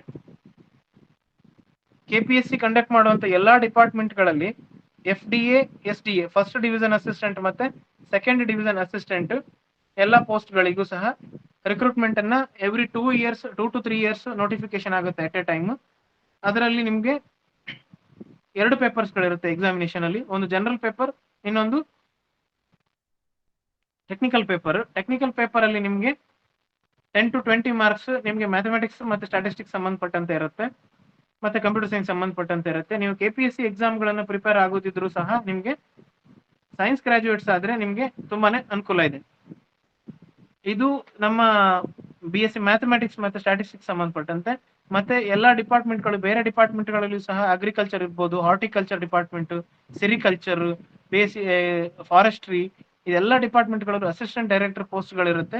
ಇಲ್ಲಿ ಸಹ ಪ್ಯೂರ್ ಸೈನ್ಸ್ ಆದವ್ರನ್ನೇ ರಿಕ್ರೂಟ್ಮೆಂಟ್ ಮಾಡೋದ್ರಿಂದ ಈ ಅಸಿಸ್ಟೆಂಟ್ ಡೈರೆಕ್ಟರ್ ಪೋಸ್ಟ್ಗಳಿಗೆ ಅಗ್ರಿಕಲ್ಚರ್ ಅಲ್ಲಿ ಮತ್ತೆ ಎಕ್ಸ್ಟೆನ್ಷನ್ ಆಫೀಸರ್ಸ್ಗಳು ಎಲ್ಲವೂ ಸಹ ಪ್ಯೂರ್ ಸೈನ್ಸ್ ಯಾರು ಗ್ರಾಜುಯೇಟ್ ಆಗಿರ್ತಾರೆ ಅವರನ್ನ ರಿಕ್ರೂಟ್ ಮಾಡ್ತಾ ಇದ್ದಾರೆ. ಎಲ್ಲಾ ಡಿಪಾರ್ಟ್ಮೆಂಟ್ಗಳಲ್ಲಿ ಎಕ್ಸಾಮ್ಗೆ ನಮ್ಮ ಗವರ್ಮೆಂಟ್ ಆಫ್ ಕರ್ನಾಟಕ ಏನ್ ಮಾಡ್ತಾ ಇದೆ, ಈಗ UPSC ಪ್ರಿಪೇರ್ ಇರ್ಬೋದು, KPSC ಎಕ್ಸಾಮಿನೇಷನ್ಗೆ, ಆಮೇಲೆ ಬ್ಯಾಂಕಿಂಗ್ ಎಕ್ಸಾಮ್ಗಳಿಗೆ, ಯಾವುದೇ ಕಾಂಪಿಟೇಟಿವ್ ಎಕ್ಸಾಮ್ಗಳಿಗೆ ಪ್ರಿಪೇರ್ SSC ಇರ್ಬೋದು, ಯಾವುದೇ ಎಕ್ಸಾಮ್ಗಳಿಂದ ಪ್ರಿಪೇರ್ ಆಗುವವರಿದ್ರೆ ಗೌರ್ಮೆಂಟ್ ಆಫ್ ಕರ್ನಾಟಕದಿಂದ ನಮಗೆ ಕೋಚಿಂಗ್ ಫೆಸಿಲಿಟೀಸ್ಗಳು ಅವೈಲೇಬಲ್ ಇದ್ದಾವೆ. ಬ್ಯಾಕ್ವರ್ಡ್ ಕ್ಲಾಸ್ ಅಂಡ್ ಮೈನಾರಿಟೀಸ್ ಮತ್ತೆ ಬೇರೆ ಬೇರೆ ಕೋಚಿಂಗ್ ಇನ್ಸ್ಟಿಟ್ಯೂಟ್ಗಳಿದ್ದಾವೆ. ಅಲ್ಲಿ ನಮಗೆ ಬ್ಯಾಕ್ವರ್ಡ್ ಕ್ಲಾಸ್ ಅಂಡ್ ಮೈನಾರಿಟೀಸ್ ಡಿಪಾರ್ಟ್ಮೆಂಟ್ಗಳಿಂದ ನಮಗೆ coaching facilities free of cost. Even ಡೆಲ್ಲಿಲಿ ಸಹ, ಡೆಲ್ಲಿಲಿ, ಹೈದರಾಬಾದ್, ಆಮೇಲೆ ಬೆಂಗಳೂರಲ್ಲಿ ಕೆಲವು ಕೋಚಿಂಗ್ ಇನ್ಸ್ಟಿಟ್ಯೂಟ್ಗಳು, ಬೆಳಗಾಮಲ್ಲಿ, ಧಾರವಾಡಲ್ಲಿ ಹೀಗೆ ವೇರಿಯಸ್ ಕೋಚಿಂಗ್ ಇನ್ಸ್ಟಿಟ್ಯೂಟ್ಗಳಿಗೆ ಕೋಚಿಂಗ್ ಫೀಸ್ಗಳನ್ನು ಸಹ ಗೌರ್ಮೆಂಟೇ ಪೇ ಮಾಡ್ತಾ ಇದೆ. ಅದಾದ್ಮೇಲೆ ಅಕಾಮಿಡೇಷನ್ ಫೀಸ್ಗಳನ್ನು ತಮಗೆ ಎಲ್ಲ ಅವೈಲೇಬಲ್. ಅಕಾಮಿಡೇಷನ್ ಫೀಸ್ಗಳನ್ನು ಸಹ ನಿಯರ್ಲಿ ಡೆಲ್ಲಿಯಲ್ಲಿ ಅವರು ಕೋಚಿಂಗ್ ಮಾಡೋದಿದ್ರೆ every month 8,000 rupees accommodation fees ಅನ್ನು ಸಹ ಗೌರ್ಮೆಂಟ್ ಇಂದಾನೆ ಪ್ರೊವೈಡ್ ಮಾಡ್ತಾ ಇದ್ದಾರೆ. ಅದಕ್ಕೂ ಸಹ ಪ್ರಿಪೇರ್ ಆಗ್ಬಹುದು. ಮತ್ತೆ ಆನ್ಲೈನ್ ಕೋಚಿಂಗ್ ಕ್ಲಾಸಸ್ಗಳಿದ್ದಾವೆ, ಅದನ್ನು ಸಹ ಪ್ರಿಪೇರ್ ಆಗಿ. ಆಮೇಲೆ ಗೌರ್ಮೆಂಟ್ ಆಫ್ ಕರ್ನಾಟಕದಿಂದ ವಿಜಯ್ ಭವ ಯೂಟ್ಯೂಬ್ ಚಾನಲ್ ಅಂತ ಒಂದು ಲಾಂಚ್ ಮಾಡಿದ್ದಾರೆ. ಅಲ್ಲಿ ನಿಮ್ಗೆ ಯಾವುದೇ ನೋಟಿಫಿಕೇಶನ್ಗಳಾದ್ರೂ ಸಹ ಗೌರ್ಮೆಂಟ್ ವೇರಿಯಸ್ ಆಪರ್ಚುನಿಟೀಸ್, ಗೌರ್ಮೆಂಟ್ ಡಿಪಾರ್ಟ್ಮೆಂಟ್ಗಳಲ್ಲಿ ಯಾವುದೇ ಆಪರ್ಚುನಿಟೀಸ್ಗಳಿದ್ರೂ ಸಹ ಅಲ್ಲಿ ವಿಜಯ್ ಭವ ಯೂಟ್ಯೂಬ್ ಚಾನಲ್ ಅಲ್ಲಿ ಪೋಸ್ಟ್ ಮಾಡಿರ್ತಾರೆ, ಅದನ್ನ ಫಾಲೋ ಮಾಡಿ. ಆಮೇಲೆ ಸಾಧನಾ ಅಕಾಡೆಮಿ ಅಂತ ಒಂದಿದೆ ಶಿಕಾರಿಪುರದಿಂದ, ಆ ಅಕಾಡೆಮಿಯವರು ಸಹ ಎಲ್ಲ ಪೋಸ್ಟ್ಗಳನ್ನ ಮಾಡ್ತಾ ಇರ್ತಾರೆ ಎಲ್ಲ ಡಿಪಾರ್ಟ್ಮೆಂಟ್ ನೋಟಿಫಿಕೇಶನ್ ಆದಾಗ. ಇನ್ನೊಂದು ಲಿಂಕ್ ಅನ್ನು ಹಾಕಿರ್ತೀನಿ, freejobalert.com ಲೇಟೆಸ್ಟ್ ನೋಟಿಫಿಕೇಶನ್ಸ್ ಅಂತ ಇರುತ್ತೆ. freejobalert.com ಅಲ್ಲಿ ಆ ವೆಬ್ಸೈಟ್ ಅಲ್ಲಿ ಲೇಟೆಸ್ಟ್ ನೋಟಿಫಿಕೇಶನ್ಸ್ ಅಂತ ಇರುತ್ತೆ. ಅಲ್ಲಿ ನಿಮ್ಗೆ UPSC ಇರ್ಬೋದು, KPSC ಇರ್ಬೋದು, ಬೇರೆ ಡಿಫೆನ್ಸ್ ಸರ್ವಿಸ್ ಎಕ್ಸಾಮಿನೇಷನ್, ರೈಲ್ವೇಸ್ ಇರ್ಬೋದು, ಬೇರೆ ಬೇರೆ ಸ್ಟೇಟ್ಗಳಲ್ಲಿ ಯಾವ್ಯಾವ ಕ್ವಾಲಿಫಿಕೇಶನ್ ಅವರಿಗೆ ಯಾವ್ಯಾವ ಜಾಬ್ ಆಪರ್ಚುನಿಟೀಸ್ಗಳಿದ್ದಾವೆ, ಆಮೇಲೆ ನಮ್ಮ ಸ್ಟೇಟ್ಗಳಲ್ಲಿ ಯಾವ್ಯಾವ ಡಿಪಾರ್ಟ್ಮೆಂಟ್ ಅಲ್ಲಿ ನೋಟಿಫಿಕೇಶನ್ ಆಗಿದ್ದಾವೆ, ನೆಕ್ಸ್ಟ್ ಯಾವ್ದು ಅಪ್ಕಮಿಂಗ್ ನೋಟಿಫಿಕೇಶನ್ಗಳಿದ್ದಾವೆ, ಡಿಟೇಲ್ ನೋಟಿಫಿಕೇಶನ್ ಡೌನ್ಲೋಡ್ ಮಾಡ್ಲಿಕ್ಕೆ ಅಲ್ಲಿ ಆಪ್ಷನ್ಸ್ ಗಳನ್ನು ಕೊಟ್ಟಿರ್ತಾರೆ. ಆ ಲಿಂಕ್ ಅನ್ನು ಹಾಕಿರ್ತೇನೆ, ಅದನ್ನ ಫಾಲೋ ಮಾಡ್ತೀರಿ. ಆಮೇಲೆ ನಿಮ್ಗೆ ಯಾವುದೇ ಕಾರಣಕ್ಕೂ ಅಪ್ಲಿಕೇಶನ್ ಅನ್ನ ನೀವು ಜಾಬ್ ಅಪ್ಲಿಕೇಶನ್ ಗಳನ್ನ ಹಾಕುವಾಗ ಫಸ್ಟ್ಗೆ ಡಿಟೇಲ್ ನೋಟಿಫಿಕೇಶನ್ ಅನ್ನ ಅಫಿಷಿಯಲ್ ವೆಬ್ಸೈಟ್, ಇಲ್ಲಿ ನಿಮ್ಗೆ freejobalert.com ಇರ್ಬೋದು, ವಿಜಯ್ ಭವ ಯೂಟ್ಯೂಬ್ ಚಾನಲ್ ಇರ್ಬೋದು, ಅಥವಾ ಬೇರೆ ಯಾವುದೇ ರೀತಿಯಂತ ಜಾಬ್ ಲಿಂಕ್ಸ್ ಗಳು ನಿಮ್ಗೆ ಬಂದಿರ್ಬೋದು, ದಯವಿಟ್ಟು ಯಾವುದೇ ಲಿಂಕ್ಸ್ ಗಳ ಮೇಲೆ ಪ್ರೆಸ್ ಮಾಡಿ ಅಲ್ಲಿ ನೋಟಿಫಿಕೇಶನ್ ಅನ್ನ ಮಾತ್ರ ಡೌನ್ಲೋಡ್ ಮಾಡ್ಕೊಳ್ಳಿ. ನೆಕ್ಸ್ಟ್ ಯಾವುದೇ ರೀತಿಯ ನೋಟಿಫಿಕೇಶನ್ ಅನ್ನ ಅಪ್ಲಿಕೇಶನ್ ಹಾಕುವಾಗ ನೀವು ಅಫಿಷಿಯಲ್ ವೆಬ್ಸೈಟ್ ಏನಿದೆ ಡಿಪಾರ್ಟ್ಮೆಂಟ್ ಗಳಿಂದ, ಆ ಡಿಪಾರ್ಟ್ಮೆಂಟಿನ ಅಫಿಷಿಯಲ್ ವೆಬ್ಸೈಟ್ ಅಲ್ಲಿ ಆ ನೋಟಿಫಿಕೇಶನ್ ಅಲ್ಲಿ ಕೊಟ್ಟಿರ್ತಾರೆ. ಅಫಿಷಿಯಲ್ ವೆಬ್ಸೈಟ್ ಅಲ್ಲಿ ಹೋಗಿ ನೀವು ಚಲನ್ ಪೇ ಮಾಡಬಹುದು, ಅಪ್ಲಿಕೇಶನ್ ಫಿಲ್ ಮಾಡಬಹುದಿರ್ಬೋದು, ಸಬ್ಮಿಟ್ ಕೊಡುವಂತ ನಿಮ್ಮ KYC ಅನ್ನ ಅಲ್ಲಿ ಅಟ್ಯಾಚ್ ಮಾಡುವಂತದ್ದು ಇರ್ಬೋದು, ಎಲ್ಲವನ್ನ ಅದರಲ್ಲಿ ಹಾಕ್ಬೇಕು. ಮತ್ತೆ ನಮ್ಗೆ ಯಾವ್ದೇಂತರ ಜಾಬ್ ಆಪರ್ಚುನಿಟಿ ಸಂಬಂಧಪಟ್ಟಂತೆ ನಮ್ಗೆ ಯೋಜನಾ ಮತ್ತು ಕ್ರೀಡಾ ಇಲಾಖೆ ಮತ್ತೆ ಇವ್ರಿಗೆ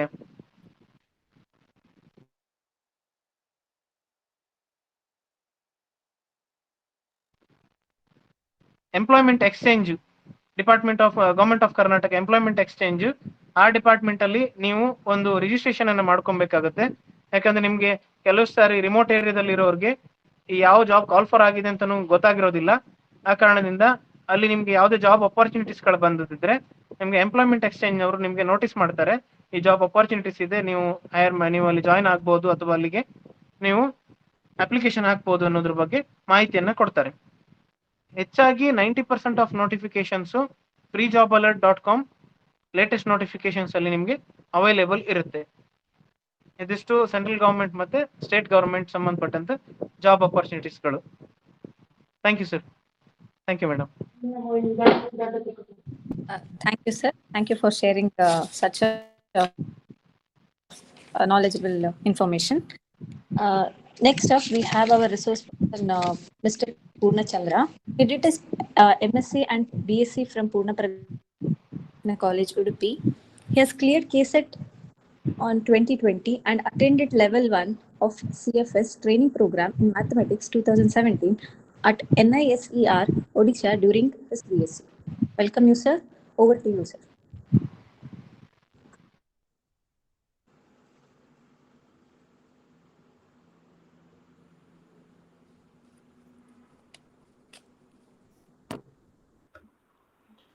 ಗುಡ್ ಈವ್ನಿಂಗ್ ಎವ್ರಿವನ್.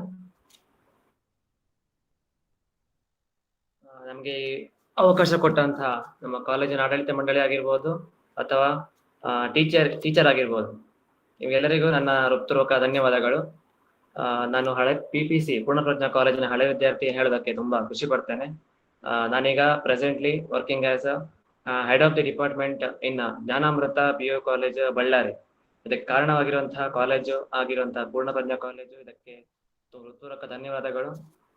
ಸ್ವಾಮೀಜಿಯವರ ಬ್ಲೆಸ್ಸಿಂಗ್ ಜೊತೆಗೆ ನನಗೆ ಈ ಅವಕಾಶ ಕೊಟ್ಟದನ್ನ ನಾನು ಕರೆಕ್ಟ್ ಆಗಿ ಯೂಸ್ ಮಾಡ್ಕೋತಿದ್ದೇನೆ. ಈಗಷ್ಟೇ ನಮ್ಮ ಫ್ರೆಂಡ್ ಆಗಿರುವಂತಹ ಮಹೇಂದ್ರ ಅವರು ತುಂಬಾ ಇನ್ಫಾರ್ಮೇಶನ್ ಅನ್ನು ಕೊಟ್ಟಿದ್ದಾರೆ. BSc ಮ್ಯಾಥ್ಸ್ ಮಾಡಿದಲ್ಲಿ ಹೆಂಗಿರ್ಬೇಕು, ಆಫ್ಟರ್ ಮ್ಯಾಥ್ಸ್ MSc ಮ್ಯಾಥ್ಸ್ ಆದ್ಮೇಲೆ ಏನೆಲ್ಲ ಅಪರ್ಚುನಿಟೀಸ್ ಇದೆ ಎಲ್ಲ ಹೇಳಿದ್ದಾರೆ. ಆಲ್ಮೋಸ್ಟ್ ಹಂಗೆ ಇರುತ್ತೆ. ಈಗ ಮೇನ್ ಮ್ಯಾಥ್ಸ್ ಅಂದ್ರೆ ಎಲ್ರಿಗೂ ಕಷ್ಟ ಅಂತ ಅನ್ಸುತ್ತೆ. ಆದ್ರೆ ಮೇನ್ ಯಾವುದೇ ಗೌರ್ಮೆಂಟ್ ಎಕ್ಸಾಮ್ ಸೆಕ್ಟರ್ ಆಗಿರ್ಲಿ, ಯಾವುದೇ ಸೆಂಟರ್ ಆಗಿರ್ಲಿ ಅಥವಾ ಸ್ಟೇಟ್ ಲೆವೆಲ್ ಆಗಿರ್ಲಿ, ಮೇನ್ ಅವರಿಗೆ ಆಪ್ಟಿಟ್ಯೂಡ್ ಕ್ವಶನ್ಸ್, ಲಾಜಿಕಲ್ ರೀಸನಿಂಗ್ ಎಲ್ಲ ಬೇಕಾಗಿರುವಂತದ್ದು ಮ್ಯಾಥ್ಸ್ ಅಲ್ಲೇ. ಅದಕ್ಕಾಗಿ ಅವರು ಪ್ರತಿ ಟೆಸ್ಟ್ ಅಲ್ಲೂ ಒಂದು ಆಪ್ಟಿಟ್ಯೂಡ್ ರೌಂಡ್ಸ್ ಅಂತ ಮಾಡ್ತಾರೆ, ರೀಸನಿಂಗ್ ರೌಂಡ್ಸ್ ಅಂತ ಮಾಡ್ತಾರೆ. ಇದರಲ್ಲೆಲ್ಲ ಬೇಕಾಗಿರುವಂತದ್ದು ಟೆಕ್ನಿಕಲ್ ಸ್ಕಿಲ್ಸ್. ಅದನ್ನ ಇಲ್ಲಿ ನೀವು ಇಂಪ್ರೂವ್ ಮಾಡ್ಕೋಬೇಕು ಅಂದ್ರೆ ಅದು ಮ್ಯಾಥ್ಸ್ ಇಂದ. ಈಗ PUC ಅಲ್ಲಿ ಮ್ಯಾಥ್ಸ್ ಮಾಡಿದವರು ನೆಕ್ಸ್ಟ್ NDA ಎಕ್ಸಾಮ್ ಬರೀತಾರೆ, ನ್ಯಾಷನಲ್ ಡಿಫೆನ್ಸ್ ಅಕಾಡೆಮಿ ಅಂತ ಹೇಳಿ. ಆ NDA ಬೇಕಂದ್ರೆ ಮೇನ್ ಸಬ್ಜೆಕ್ಟ್ ಒಂದು ಮ್ಯಾಥ್ಸ್ ಮತ್ತೊಂದು ಜನರಲ್ ನಾಲೆಜ್ ಇರುವಂತದ್ದು. ಆಮೇಲೆ ನೀವು ಈಗ ಸಪೋಸ್ PUC ಅಲ್ಲಿ ನೆಕ್ಸ್ಟ್ ಏನ್ ಮಾಡ್ಬೇಕಂತ ಅನ್ಕೊಂಡ್ರೆ ಎಲ್ಲರೂ ಹೇಳುವಂತದ್ದು MBBS ಇಂಜಿನಿಯರಿಂಗ್ ಅಂತ ಹೇಳ್ಕೊಂಡು. ಎಲ್ಲ MBBS ಎಲ್ಲ ಇಂಜಿನಿಯರಿಂಗ್ ಆಗ್ತವ್ರೆ, ಉಳ್ದ ಕಲ್ಸಕ್ಕೆ ಯಾರು ಇರ್ತಾರೆ? ಹಂಗಂಗಿರುವಾಗ ಈಗ ಪ್ಯೂರ್ ಸೈನ್ಸ್ಗೆ ತುಂಬಾ ಡಿಮಾಂಡ್ ಇದೆ. ಹಂಗೆ ನಾನು ಕೂಡ ಪ್ಯೂರ್ ಸೈನ್ಸ್ ಅನ್ನೇ ಆಪ್ಷನ್ ಆಗಿ ತಗೊಂಡಿರುವಂತದ್ದು. ನಾನು BSc PCM ಅಲ್ಲಿ ಮಾಡಿರುವಂತದ್ದು. PCM ಮಾಡ್ತಿರುವಾಗ ನಿಮ್ಗೆ ಇನ್ನೊಂದು ಅಪರ್ಚುನಿಟಿ ಇರುತ್ತೆ, ಇನ್ಸ್ಪೈರ್ ಸ್ಕಾಲರ್ಶಿಪ್ ಇರುವಂತದ್ದು. ಗೌರ್ಮೆಂಟ್ ಸೆಂಟ್ರಲ್ ಗೌರ್ಮೆಂಟ್ ಇಂದ ಬರುತ್ತೆ. ಅದರಲ್ಲಿ ನೀವು ರಿಸರ್ಚ್ ಆಕ್ಟಿವಿಟಿ ಮಾಡ್ಕೊಂಡು ನಿಮ್ಮ ನೆಕ್ಸ್ಟ್ ಫ್ಯೂಚರ್ ಅನ್ನ ಇಂಪ್ರೂವ್ ಮಾಡ್ಕೋಬಹುದು. ಇನ್ನೊಂದು BSc ಮ್ಯಾಥಮೆಟಿಕ್ಸ್, ನೀವು ಮ್ಯಾಥಮೆಟಿಕ್ಸ್ ತಗೊಂಡ್ರೆ ನೆಕ್ಸ್ಟ್ ಏನು ಆಪ್ಷನ್ಸ್ ಇದೆ ಅಂತಂದ್ರೆ, ಸಪೋಸ್ ನೀವು PCM ಬಿಟ್ಟು PMCS ಗೆ ಬಂದ್ರೆ ಅದು ಸ್ವಲ್ಪ ಅಪ್ಲೈಡ್ ಅಂತ ಹೇಳ್ತಾರೆ. ಅಲ್ಲಿ ನೀವು ಕಂಪ್ಯೂಟರ್ ಓರಿಯೆಂಟೆಡ್ ಜಾಬ್ಗೆ ನೀವು ಅಪ್ಲೈ ಮಾಡ್ಕೋಬಹುದು. For example data scientist, junior data analyst ಅಥವಾ ಜಾವಾ ಡೆವಲಪರ್, ಇಂಥ ಕೆಲವು ಆಪ್ಷನ್ಸ್ ಇರುತ್ತೆ. ಸಪೋಸ್ ನೀವು ಟೀಚಿಂಗ್ ಫೀಲ್ಡ್ ಅಲ್ಲೇ ಕಂಟಿನ್ಯೂ ಮಾಡ್ಬೇಕಂತಿದ್ರೆ teaching is the best option. Teaching ಅನ್ನ ಕಂಟಿನ್ಯೂ ಮಾಡ್ಬೇಕಂತಿದ್ರೆ ನೀವು BSc ಆದ್ಮೇಲೆ B.Ed ತಗೋಬೇಕಾಗತ್ತೆ. B.Ed ಅಲ್ಲಿ ನೀವು TET ಒಂದು ಎಕ್ಸಾಮ್ ಬರುತ್ತೆ. ಆ ಎಕ್ಸಾಮ್ ಅನ್ನು ಕ್ಲಿಯರ್ ಮಾಡಿದ್ರೆ government appointment from 6 up to 6 to 8 government appointment ಆಗುತ್ತೆ. ಸಪೋಸ್ ನೀವು TET ಅನ್ನು ಕ್ಲಿಯರ್ ಮಾಡಿದ್ರೆ ಅಲ್ಲಿ ಸ್ಟಾರ್ಟಿಂಗ್ 30+ 40+ ನೀವು ದುಡಿಬಹುದು ಪರ್ ಮಂತ್. ಅದನ್ನ ಬಿಟ್ಟು ನೀವು ಎಕ್ಸ್ಟ್ರಾ ಪೇಮೆಂಟ್ ತಗೋತೀರಿ, ಎಕ್ಸ್ಟ್ರಾ ದುಡಿಬೇಕಂತ ನಿಮ್ಗೆ ಆನ್ಲೈನ್ ಪ್ಲಾಟ್ಫಾರ್ಮ್ ತುಂಬಾ ಸಿಗುತ್ತೆ. ಅದರಲ್ಲಿ ಡೌಟ್ಸ್ ಸಾಲ್ವಿಂಗ್ ಎಕ್ಸ್ಪರ್ಟ್ ಅಥವಾ ಸಬ್ಜೆಕ್ಟ್ ಮ್ಯಾಟರ್ ಎಕ್ಸ್ಪರ್ಟ್ ಅಂತ ಇರುತ್ತೆ. ಅದೆಲ್ಲ ನಿಮ್ಗೆ ಸೈಡ್ ವರ್ಕ್. ಅದು ನೀವು ಸಂಜೆ ಹೊತ್ತಲ್ಲಿ ಬೇಕಾದ್ರೂ ಕುಳಿತುಕೊಂಡು ನಿಮ್ಮ ಸಬ್ಜೆಕ್ಟ್ ಸ್ಟ್ರಾಂಗ್ ಇದ್ರೆ ನೀವು ಅಲ್ಲಿ ಅರ್ನ್ ಮಾಡ್ಬೋದು. ಯಾಕಂದ್ರೆ ಸಮ್ ಸ್ಟೂಡೆಂಟ್ಸ್ ನಿಮ್ಗೆ ಅಲರ್ಟ್ ಆಗಿರ್ತಾರೆ, ಆ ಅಲರ್ಟೆಡ್ ಸ್ಟೂಡೆಂಟ್ಸ್ ಗೆ ನೀವು ಟ್ಯೂಷನ್ ಕೊಡುವಂತ ಆ ತರ. ಮತ್ತೆ ರಿಮೈನಿಂಗ್ ಇರುವಂತದ್ದು ಬ್ಯಾಂಕಿಂಗ್. ಅದು ಆಲ್ರೆಡಿ ನಮ್ಮ ಫ್ರೆಂಡ್ ಹೇಳಿ ಆಗಿದೆ. IBPS ಎಕ್ಸಾಮ್ಸ್ ಅಲ್ಲಿ ಪ್ರೊಫೆಷನಲ್ ಆಫೀಸರ್ ಇರ್ಬೋದು, ಕ್ಲರಿಕಲ್ ಪೋಸ್ಟ್ ಆಗಿರ್ಬೋದು, ಅಥವಾ ಬ್ಯಾಂಕ್ ಮ್ಯಾನೇಜರ್ ಆಗಿರ್ಬೋದು, ಯಾವುದೇ ಇರ್ಬೋದು. ಅದಕ್ಕೆಲ್ಲ ಮ್ಯಾಥಮೆಟಿಷಿಯನ್ಸ್ ಬೇಕಾಗಿದೆ. ಯಾಕಂದ್ರೆ ಮ್ಯಾಥ್ಸ್ ಸಾಲ್ವ್ ಮಾಡೋರು ಸ್ಪೀಡ್ ಆಗಿ ಮಾಡ್ತಾರೆ. ಮ್ಯಾಥ್ಸೇ ಬರಲ್ಲ ಅಂತಂದ್ರೆ ಯಾವುದೇ ಗೌರ್ಮೆಂಟ್ ಸೆಕ್ಟರ್ ಎಕ್ಸಾಮ್ ಅನ್ನ ಕ್ಲಿಯರ್ ಮಾಡೋಕೆ ತುಂಬಾ ಕಷ್ಟ ಆಗುತ್ತೆ. ಇದು BSc ಮ್ಯಾಥಮೆಟಿಕ್ಸ್ ಇರುವಂತದ್ದು. ನೆಕ್ಸ್ಟ್ MSc ಮಾಡಿದ್ರೆ ಏನಿರೋದು, ಈಗ ನಾನು ಮಾಡಿರುವಂತದ್ದು MSc ಮ್ಯಾಥಮೆಟಿಕ್ಸ್ PPC ಅಲ್ಲೇ ಮಾಡಿರುವಂತದ್ದು. MSc ಮ್ಯಾಥ್ಸ್ ಮಾಡಿದವರಿಗೆ ಮೇನ್ ಬರುವಂತದ್ದು ಟೀಚಿಂಗ್. ನೀವು PU ಕಾಲೇಜ್ಗಳಲ್ಲಿ ಮಾಡ್ಬೋದು, ಹೈಸ್ಕೂಲ್ ಅಲ್ಲಿ ಮಾಡ್ಬೋದು, ಪ್ರೈಮರಿಲಿ ಮಾಡ್ಬೋದು. ಬಟ್ ಬೆಟರ್ ಆಪ್ಷನ್ ಏನಂದ್ರೆ PU ಕಾಲೇಜ್ಗಳಲ್ಲಿ. ಯಾಕಂದ್ರೆ ಈಗ ನಾನು ಪ್ರೆಸೆಂಟ್ PU ಅಲ್ಲಿ ವರ್ಕ್ ಮಾಡ್ತಿರೋದು. PU ಅಲ್ಲಿ ಎಕ್ಸ್ಟ್ರಾ ಪೇಮೆಂಟ್ಸ್ ಎಲ್ಲ ಜಾಸ್ತಿ ಬರುತ್ತೆ. ಈಗ ಮಂತ್ಲಿ ಸ್ಯಾಲರಿ ಬಿಟ್ಟು ನೆಕ್ಸ್ಟ್ ನೀವು CET, JEE ಅಥವಾ ವೆಕೇಶನ್ ಅಂತ ಹೇಳ್ಕೊಂಡು ಈ ತರ 3 ಬ್ಯಾಚಸ್ ಮಾಡ್ತಾರೆ. ಈಗ CET ಅಂದ್ಕೊಳ್ಳೆ ಪರ್ ಅವರ್ 1500 2000 ಇದೆಲ್ಲ ಬರುತ್ತೆ. ಅದೇ JEE ಅಂದ್ಕೊಳ್ಳೆ ಇನ್ನೂ ಜಾಸ್ತಿ ಬರುತ್ತೆ. ವೆಕೇಶನ್ ಕ್ಲಾಸಸ್ ಅಂದ್ರೆ ನೀವು ಏಪ್ರಿಲ್ ಮೇ ಜೂನ್ ಈ 3 ಮಂತ್ಸ್ ಅಲ್ಲಿ ಏನೆಲ್ಲ ಕ್ಲಾಸ್ ಮಾಡ್ತೀರಾ ಅದಕ್ಕೆಲ್ಲ ಎಕ್ಸ್ಟ್ರಾ ಪೇಮೆಂಟ್ಸ್ ಇರುತ್ತೆ. ನಿಯರ್ಲಿ ನೀವು 1 ಮಂತ್ಗೆ ಇಯರ್ಲಿ ಪರ್ ಮಂತ್ ಅರೌಂಡ್ 50,000 ವರೆಗೆ ಆರಾಮ್ಸ್ ದುಡಿಬಹುದು, ಏನು ಎಕ್ಸ್ಪೀರಿಯನ್ಸ್ ಇಲ್ಲದೆ. ಈಗ ನಾನು ಪ್ರೆಸೆಂಟ್ಲಿ ಈಗ 45,000 to 46,000 ದುಡಿತಾ ಇದ್ದೇನೆ ಪರ್ ಮಂತ್. ನಾನು ಎಕ್ಸ್ಪೀರಿಯನ್ಸ್ ಆಗಿದ್ದು ಓನ್ಲಿ 2 years. ಹೀಗೆ ನೀವು ಜಾಸ್ತಿ ಮಾಡ್ತಾ ಹೋಗ್ಬೋದು ನೆಕ್ಸ್ಟ್ ಫ್ಯೂಚರ್ಗೆ. ಆದ್ರೆ ಇನ್ನೊಂದು ಏನಂದ್ರೆ ನೀವು PUC ಅಲ್ಲಿ ಲೆಕ್ಚರರ್ ಮಾಡ್ಬೇಕಂದ್ರೆ B.Ed ಒಂದು ಕಂಪಲ್ಸರಿ ಮಾಡ್ಬೇಕಾಗತ್ತೆ. ಅದು ನೆಕ್ಸ್ಟ್ ರೂಲ್ಸ್ ಅಲ್ಲಿ ಬರುತ್ತಂತ ಹೇಳ್ತಿದ್ದಾರೆ. ಹಾಗೆ ಎಲ್ಲರೂ ಆಲ್ಮೋಸ್ಟ್ B.Ed ಅನ್ನ ಮಾಡ್ತಿದ್ದಾರೆ. ನೆಕ್ಸ್ಟ್ ಇನ್ನೊಂದಿರುವಂತದ್ದು, ನೀವು ಆದಷ್ಟು MSc ಮ್ಯಾಥಮೆಟಿಕ್ಸ್ ತಗೊಂಡವರು ಅಥವಾ ಬೇರೆ ಯಾವುದೇ MSc ತಗೊಂಡವರು KSET ಎಕ್ಸಾಮ್ ಅನ್ನ ಕ್ಲಿಯರ್ ಮಾಡ್ಕೋಬೇಕು. ಇದರಿಂದ ಏನ್ ಯೂಸ್ ಅಂದ್ರೆ ನಿಮ್ಗೆ ಒಂದು ಇಂಟರ್ವ್ಯೂ ಹೋದಾಗ ನಿಮ್ಮದೊಂದು ಸ್ಪೆಷಲೈಸೇಷನ್ ಅದೊಂದು KSET ಕ್ಲಿಯರ್ ಆಗಿದ್ರೆ ಅವ್ರು ಡೈರೆಕ್ಟ್ ಅಪಾಯಿಂಟ್ಮೆಂಟ್ ಮಾಡ್ತಾರೆ ಆ ತರ ಪ್ರೈವೇಟ್ ಕಾಲೇಜಸ್ಗಳಲ್ಲಿ. ಅಥವಾ ನಿಮಗೆ ಗೌರ್ಮೆಂಟ್ ಸೆಕ್ಟರ್ ಹೋಗ್ಬೇಕಂದ್ರೆ ಅಸಿಸ್ಟೆಂಟ್ ಪ್ರೊಫೆಸರ್ ಅಂತ ಒಂದು ಎಕ್ಸಾಮ್ ಬರುತ್ತೆ, ಅದಕ್ಕೆ ನೀವು ಅಪ್ಲೈ ಮಾಡ್ಬೋದು. ಸಪೋಸ್ ಅಲ್ಲಿ ನೀವು ಕ್ಲಿಯರ್ ಆಯ್ತು, ಪಾಸ್ ಆಯ್ತು ಅಂತ ಹೇಳಿದ್ರೆ minimum 60,000 per month first salary ನಿಮ್ಗೆ ಬೀಳುತ್ತೆ. ಆಮೇಲೆ ನೆಕ್ಸ್ಟ್ ಬರೋಂಥದ್ದು ಅಸಿಸ್ಟೆಂಟ್ ಮ್ಯಾನೇಜರ್ ಇನ್ನು ಬ್ಯಾಂಕಲ್ಲೂ ಅಷ್ಟೇ ಕೆಲವು ಅಪರ್ಚುನಿಟೀಸ್ ಇದೆ. ಅದ್ರಲ್ಲಿ ಅಸಿಸ್ಟೆಂಟ್ ಮ್ಯಾನೇಜರ್ಗೆ MSc ಮ್ಯಾಥಮೆಟಿಕ್ಸ್ ಆದವರೇ ಬೇಕಾಗಿರ್ತಾರೆ. ನೆಕ್ಸ್ಟ್ ನೀವು ಸಪೋಸ್ ಕಂಪ್ಯೂಟರ್ ಫೀಲ್ಡ್ ನವರಿಗೆ ಕಂಪ್ಯೂಟರ್ ಫೀಲ್ಡ್ ಅಂದ್ರೆ IT, ಇನ್ಫಾರ್ಮೇಶನ್ ಟೆಕ್ನಾಲಜಿ. ಅಲ್ಲಿ ನೀವು ಸಾಫ್ಟ್ವೇರ್ ಡೆವಲಪರ್ ಆಗಿ ಹೋಗ್ಬೋದು. CGE, ಕಂಪ್ಯೂಟರ್ ಗ್ರಾಫಿಕ್ಸ್ ಇಂಜಿನಿಯರ್, ಈ ತರ ಕೆಲವು ಕೋರ್ಸಸ್ಗಳಿವೆ. ಇಂಥದಕ್ಕೆಲ್ಲ ನಮ್ಮ ಮ್ಯಾಥ್ಸ್ ಫ್ಯಾಕಲ್ಟಿನೇ ಬೇಕಾಗಿರ್ತಾರೆ. ಇದಿಷ್ಟು ನನ್ನ ಕಡೆಯಿಂದ. ಆಲ್ಮೋಸ್ಟ್ ಎಲ್ಲ ಡೀಟೇಲ್ಸ್ ಅನ್ನ ನಮ್ಮ ಫ್ರೆಂಡ್ ಅವ್ರು ಹೇಳಿ ಆಗಿದೆ. ಈ ಅವಕಾಶ ಕೊಟ್ಟಂತ ಕಾಲೇಜು ಮಂಡಳಿ ಮತ್ತು ನನ್ನ ಟೀಚರ್ಸ್ಗೆ ನನ್ನ ಅಭಿನಂದನೆಗಳು ಸಲ್ಲಿಸ್ತಿದ್ದೇನೆ. Thank you. Thank you, sir. Our next resource person is Aishwarya Nayak. Welcome you, ma'am. She did a MSc in mathematics from Mangalore University, and she pursued her BSc from Prajnanam College, Udupi. She secured second rank in BSc from Mangalore University and also first rank in MSc Maths from Mangalore University. She is also an Inspire Scholarship awardee and completed NPTEL certificate courses and also attended national level training program in mathematics like mini MTTS level during her BSc course. Over to you, ma'am. Hello, am I audible? Yes. Yes. Yeah. So almost all other speakers have completed whatever I thought to say, but ನಾನು ನನ್ನ experience ಹೇಳ್ತೇನೆ. So I am basically from not from Udupi, from Puttur, but I joined here because ಅಂದರೆ ನನಗೆ like PU ಟೈಮಲ್ಲಿ ಸ್ವಲ್ಪ chemistry ಅಂದರೆ ಮುಂಚೆಯಿಂದ ಸಹ ನನಗೆ ಟೀಚಿಂಗ್ ಫೀಲ್ಡಲ್ಲಿ ಇಂಟ್ರೆಸ್ಟ್ ಇತ್ತು. ಸೊ BSc ಅಂತ ನಾನು ಮುಂಚೆಯಿಂದ ಸಹ ಫಿಕ್ಸ್ ಆಗಿದ್ದೆ. ಆ್ಯಂಡ್ ಅದೇ PU ಆದಮೇಲೆ ನನಗೆ ಕೆಮಿಸ್ಟ್ರಿ ಅಷ್ಟು ಅಂದರೆ ಲೈಕ್ ಇಷ್ಟ ಆಗ್ಲಿಕ್ಕಿಲ್ಲ ಅಂತ ಹೇಳಿ, ಸೊ ಐ ವಾಸ್ ಥಿಂಕಿಂಗ್ ಬೇರೆ ಏನಾದರೂ ಕಾಂಬಿನೇಷನ್ಸ್ ಇದೆಯಾ ಅಂತ ಹೇಳಿ. I got to know here there was a combination PMS, so I studied PMS in my bachelors. So then I joined here. ನಾನು ಇಲ್ಲಿ ಜಾಯಿನ್ ಆಗುವಾಗ ಲೈಕ್ ಮುಂಚೆಯಿಂದ ಸಹ BSc ಅಂದರೆ teaching, that was the notion. And ಈ ಥರ ನಮಗೆ ಅಷ್ಟಾಗಿ ಕೆರಿಯರ್ ಗೈಡೆನ್ಸ್ ಪ್ರೋಗ್ರಾಮ್ಸ್ ಎಲ್ಲ ಇರಲಿಲ್ಲ ಆಗ. So but once I joined here, I seriously feel that I have made the best decision of joining here because ಇಲ್ಲಿ ಬಂದ ಮೇಲೆ then I got to know not only teaching, BSc ಅಲ್ಲಿ teaching ಬಿಟ್ಟು so many opportunities are there. You can work anywhere with this degree. So ಒಂದು experience what I got here is MTTS. So that's a training program for mathematics, and it will be for 1 month. And now hodadu Trivandramige. Usually level O will be in 3 batches, and we were lucky that ಅಂದ್ರೆ level 1 ಎಲ್ಲ usually 1 batch ಒಂದೇ ಕಡೆ ಆಗ್ತದೆ. Level O will be 3 places ಅಲ್ಲಿ ಆಗ್ತದೆ. And ನಮ್ಮ luck ಹೇಗಿತ್ತು ಅಂದ್ರೆ ಆ ಲೆವೆಲ್ 1 and 2 ಆಗುವ ಕಡೆನೆ we got the opportunity to participate. So that help does. MTTS ಏನು ಅಂತ ಹೇಳಿದ್ರೆ, ಬಿಫೋರ್ ಗೋಯಿಂಗ್ ಟು MTTS ನಂಗೆ ಲಿಟ್ರಲಿ ಅದ್ರ ಬಗ್ಗೆ ಅಷ್ಟೇನು ಐಡಿಯಾ ಇರಲಿಲ್ಲ. ಹೇಳ್ತಿದ್ರು ಅಂದ್ರೆ ಕ್ಲಾಸಲ್ಲಿ ನೀವು ಟೀಚ್ ಮಾಡಿದ್ರ ಅಂದ್ರೆ ಹೊರತಾಗಿ ಅಲ್ಲಿ ಬೇರೆ ಟೈಪ್ ಟೀಚ್ ಮಾಡ್ತಾರೆ ಅನ್ನೋ ಥರ. ಸೊ ಬಟ್ ಹೋಗೋ ಮುಂಚೆ ನಂಗೆ ಏನು ಅಷ್ಟು ಐಡಿಯಾ ಇರಲಿಲ್ಲ. But once I got into there, ಆ experience was wonderful.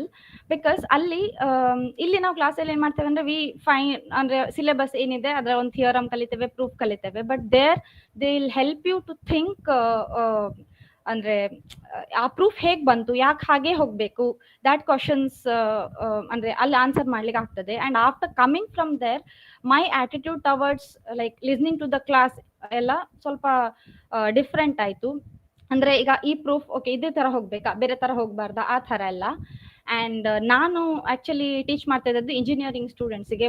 The difference what I felt is, ಅಲ್ಲೂ 2 years ಅಲ್ಲಿ within 4 semesters the concepts they cover is almost about ನಾವು BSc ಅಲ್ಲಿ ಏನು ಕಲಿತೇವೆ ಅದೇ. ಬಟ್ ಅದೇ ನನಗೆ ನಾನು PU ಅಲ್ಲಿರ್ತಾ ಕೆಲವು ಥಾಟ್ಸ್ ಇತ್ತು, ಲೈಕ್ ಕೆಲವು ಫಾರ್ಮುಲಾಸ್ ಎಲ್ಲ ಯಾಕೆ ಹೀಗೆ ಬಂತು, why should we study this ಅನ್ನೋ ಥರ. ಇಂಜಿನಿಯರಿಂಗ್ ಅಲ್ಲೂ ಐ ಮೈಟ್ ಅಂದರೆ ಅದೇ ಕಂಟಿನ್ಯೂ ಆಗ್ಬೋದು ಅಂತ ಅನಿಸ್ತದೆ. ಬಿಕಾಸ್ ಅಲ್ಲಿ ಥಿಯರಮ್ ಸ್ಟೇಟ್ಮೆಂಟ್ಸ್ ಎಲ್ಲ ಇರ್ತದೆ, ಪ್ರೂಫ್ಸ್ ಅಥವಾ ಅದರ ಬೇಸಿಕ್ಸ್ ಥಿಯರಿ ಇರೋದಿಲ್ಲ, ಪ್ರಾಬ್ಲಮ್ ಸಾಲ್ವಿಂಗ್ ಆ ಟೈಪ್ ಇರ್ತದೆ. ಸೊ ಬಟ್ ಇಲ್ಲಿ BSc ಅಲ್ಲಿ ವಾಟ್ ಯು ಲರ್ನ್ ಇಸ್ ಅಂದರೆ ಅದರ ಲೈಕ್ ಡೆಪ್ತ್ ಅಲ್ಲಿ ಕಲಿತೀರಿ, ನಾಲೆಡ್ಜ್ ಸ್ವಲ್ಪ ಜಾಸ್ತಿ ಆಗ್ತದೆ. And other thing is outreach programs ಅಂದರೆ ಈಗ ನಾವು ಕ್ಲಾಸಲ್ಲಿ ಬರೀ ಕಲಿಯೋದ್ರ ಬದಲಿಗೆ we make some models, a few models related to the concepts what we study in the class. and we'll go to different schools or colleges and teach them. So ಅದರಿಂದ ನಮ್ಮ presentation skills increase ಆಗ್ತದೆ and ಅಂದ್ರೆ practical knowledge ಜಾಸ್ತಿ ಆಗ್ತದೆ. Like ಈಗ ಕ್ಲಾಸಲ್ಲಿ okay ಒಂದು concept ಕಲಿತೇವೆ, okay differentiation integration ಅಂತ ಹೇಳಿ, ಯಾಕೆ ಅದು ಕಲಿಬೇಕು, ಅದರ ಪ್ರಾಕ್ಟಿಕಲ್ ಅಪ್ಲಿಕೇಶನ್ ಅಲ್ಲಿ ಯೂಶುವಲಿ ಹಾಗೆ ಕೇಳ್ತಾರೆ, ಓಕೆ ಮ್ಯಾಥ್ಸ್ ಕಲಿತೀರಿ ಎಲ್ಲಿ ಯೂಸ್ ಬರ್ತದೆ ಅದು ದಿನ ಲೈಫಲ್ಲಿ ಅಂತ. ಬಟ್ ಆ ಥರ ಔಟ್ರೀಚ್ ಪ್ರೋಗ್ರಾಮ್ಸ್ ಇಂದ ಇವನ್ ಇನ್ ಮೈ MSc we had organized one outreach program. Aga I was surprised, like many of my classmates like didn't know what exactly outreach programs were. After the program they were so happy. So nange illi andre ee college alli opportunities ella jaasti ittu and certificate course ittitu, like banking related or any aptitude exams ಗೆಲ್ಲ help ಆಗೋ ಥರ ಅಲ್ಲಿ ಯಾವ್ದೆಲ್ಲ concepts ಬರ್ತದೆ ಅದ್ರ related teach ಮಾಡ್ತಿದ್ರು ಆ certificate course ಅಲ್ಲಿ. So and one more thing, as mentioned inspire scholarship, ಅದು ನಿಮ್ಮ PUC ಮಾರ್ಕ್ಸ್ ಬೇಸಿಸ್ ಮೇಲೆ ಸಿಗುವಂಥದ್ದು and it will be actually 80,000 per year, but ಅದೇ 60K and 20,000 for research this. And even MSc join ಆದ್ಮೇಲೆ ಕೂಡ ನಾನು ಅದಕ್ಕೆ ಸಪ್ರೇಟ್ ಆಗಿ ಅಂತ ಅಪ್ಲೈ ಮಾಡಲಿಲ್ಲ. In BSc also you will get 60,000 per month and that will help you a lot financially. MSc ಅಲ್ಲೂ ಅದೇ 2 years I just uploaded my BSc marks card and this, and ಅದಾದ್ಮೇಲೆ MSc ನಂತರ ಕೂಡ that will continue that, but for that you have to apply for rank holders and for other students who have maintained almost 7 CGPA. You'll get the Inspire scholarship. Also there are so many other scholarships like CV Raman scholarship and Rani Chennamma scholarship. So you'll get so many scholarships like that. And ಒಂದು notion ಏನಿದೆ ಅಂದ್ರೆ ಅದೇ teaching ಅಂದ್ರೆ BSc ಅಂದ್ರೆ teaching ಅಂತ, but so many postal jobs, bank exams, as mentioned ಹೇಳಿದ ಹಾಗೆ ಈಗ ಇಷ್ಟು group A group B posts ಎಲ್ಲ ಹೇಳಿದ್ರು ಸರ್. ಸೊ ಅದೆಲ್ಲದ್ರಲ್ಲಿ ಕೂಡ ಮ್ಯಾಥ್ಸ್ ಇಸ್ ದ ಬೇಸಿಕ್. ಅಂದ್ರೆ ಎಲ್ಲಿ ಹೋದ್ರು ಸಹ ಆಪ್ಟಿಟ್ಯೂಡ್ ಅಲ್ಲಿ ಮ್ಯಾಥ್ಸ್ ಬೇಕಾಗ್ತದೆ. ಸೊ ಹಾಗಾಗಿ and one more thing is that ಈಗ ಟೀಚಿಂಗ್ ಅಲ್ಲಿ ಸಪೋಸ್ ನೀವು ಕಂಟಿನ್ಯೂ ಮಾಡೋದಿದ್ರೆ ಅಂದ್ರೆ ಎಲ್ಲ ಕ್ವಾಲಿಫಿಕೇಶನ್ ಕಂಪ್ಲೀಟ್ ಮಾಡಿ then you better enter in to the teaching field. Because ಈಗ what we are facing, I have just completed my MSc last year, what we are facing is almost ಎಲ್ಲ colleges ಅಲ್ಲಿ ಈಗ B.Ed ಬೇಕು ಅಂತ ಹೇಳಿ they are telling. So if you are aiming like ನಿಮ್ಗೆ ಟೀಚಿಂಗಿಗೆ ಹೋಗ್ಬೇಕು ಅಂತ ಇದ್ರೆ BSc MSc ಅಂದ್ರೆ ಅದಕ್ಕೆ ರಿಲೇಟೆಡ್ ಎಲ್ಲ ಕ್ವಾಲಿಫಿಕೇಶನ್ ಕಂಪ್ಲೀಟ್ ಮಾಡಿ then better you opt for like go for job. And ಒಂದು ಮ್ಯಾಥಮೆಟಿಕ್ಸ್ ತಗೊಳ್ಳೋದ್ರಿಂದ ಏನ್ ಯೂಸ್ ಅಂದ್ರೆ ನಿಮ್ಗೆ ಸೈಡ್ ಬೈ ಸೈಡ್ ಕೂಡ ನೀವು ಕೋಚಿಂಗ್ ಕ್ಲಾಸಸ್, ಟ್ಯೂಷನ್ ಕ್ಲಾಸಸ್ ತಗೊಂಡು ಕೂಡ ಮಾಡ್ಬೋದು. ಲೈಕ್ ಅಂದ್ರೆ ಸ್ಕೂಲ್ ಸ್ಟೂಡೆಂಟ್ಸ್ ಇಂದ ಹಿಡಿದು ಪೋಸ್ಟ್ ಗ್ರಾಜುಯೇಟ್ಸ್ ವರೆಗೂ you can teach. So almost IT companies, even in ನಂದೇ batchmate so many IT companies ಅಲ್ಲಿ ವರ್ಕ್ ಮಾಡ್ತಾ ಇದ್ದಾರೆ, ಬ್ಯಾಂಕ್ ಅಲ್ಲಿ ವರ್ಕ್ ಮಾಡ್ತಾ ಇದ್ದಾರೆ, so many central government jobs they are trying. So that's it. And ಅಂದ್ರೆ ನಾನು ಇಲ್ಲಿ ಜಾಯಿನ್ ಆದ್ಮೇಲೆ ಫೆಸ್ಟ್ಸ್, ಇಲ್ಲಿ ನಂಗೆ ಇನ್ನೊಂದು ಆಪರ್ಚುನಿಟಿ ಸಿಕ್ಕಿದ್ದು ಫೆಸ್ಟ್ ಗಳಲ್ಲೆಲ್ಲ ಪಾರ್ಟಿಸಿಪೇಟ್ ಮಾಡ್ಲಿಕ್ಕೆ. Fest is not about only ಅಂದ್ರೆ ಬೇರೆ ಕಾಲೇಜಿಗೆ ಹೋಗೋದು, ಅಲ್ಲಿ ಬೇರೆ ಕಾಂಟ್ಯಾಕ್ಟ್ಸ್ ಆಗ್ತದೆ, ಫ್ರೆಂಡ್ಸ್ ಆಗ್ತದೆ ಅಂತೆಲ್ಲ, ಬಟ್ ಅಲ್ಲಿ ಈಗ ಮ್ಯಾಥ್ಸ್ ಇವೆಂಟ್ಗೆ ನಾ ಹೋದೆ ಅಂದ್ರೆ there the tasks will be something like ನೀವು ಇಲ್ಲಿ ಏನ್ ಕಲಿತೀರಿ in the class that you have to apply there. ಅಂದ್ರೆ ಓಕೆ ಇಲ್ಲಿ ನಾನು ಕಲ್ತ ಕಾನ್ಸೆಪ್ಟ್ ಅಲ್ಲಿ ಹೇಗೆ ಅಪ್ಲೈ ಮಾಡಿದ್ರೆ I might win in that round ಅನ್ನೋ ತರ. So that will be helpful. ನೀವು ಕಲ್ತಿರೋದನ್ನ ಎಕ್ಸ್ಪ್ಲೋರ್ ಅಂದ್ರೆ ಇನ್ನು ಅಲ್ಲಿ ಅಪ್ಲೈ ಮಾಡಬಹುದು.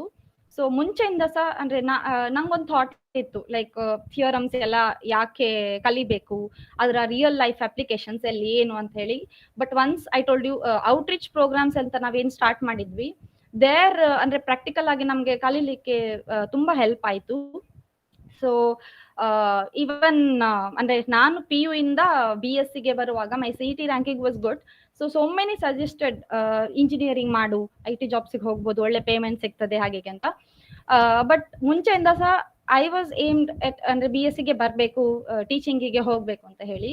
ಸೊ ಅಂದ್ರೆ ಅವ್ರು ಯಾವತ್ತ ಹೆಚ್ಚಿನವ್ರು ಹೇಳಿದ್ರು ಅಂದ್ರೆ at one point ಓಕೆ ಸೇರಿ ಬಿಡುವ ಇಂಜಿನಿಯರಿಂಗ್ ಅಂತ ಆಗಿತ್ತು.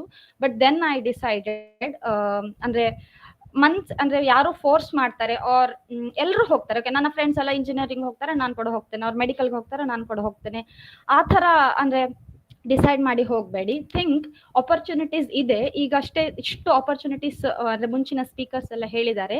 So think properly and choose the wise, like make a wise decision. So all the best to you all and thank you everyone for the opportunity.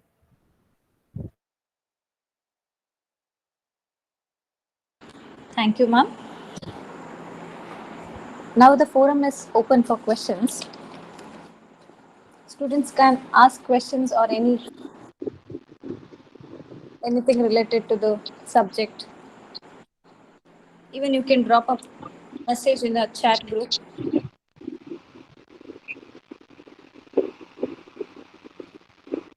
ನಿಮ್ಗೇನಾದರೂ doubts ಇದ್ರೆ ಕೇಳ್ಬೋದು. Hello, ma'am. Yes. Yeah, I have a doubt. Like for Nitish sir. Hello. Am I audible? Yes, you are audible. I have a doubt for Nitish sir, that I want to know what are the scopes in computational mathematics. Like I want the information regarding that.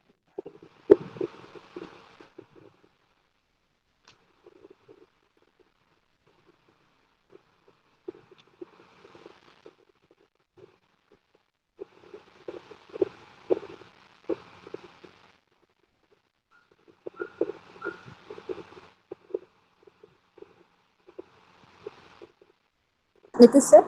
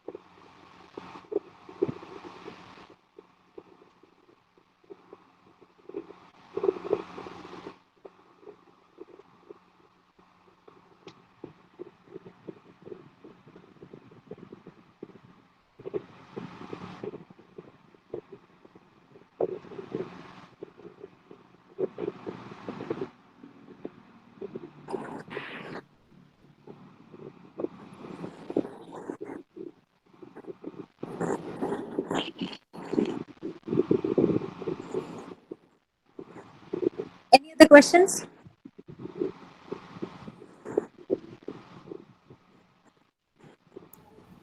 Hello. Geetanjali ma'am.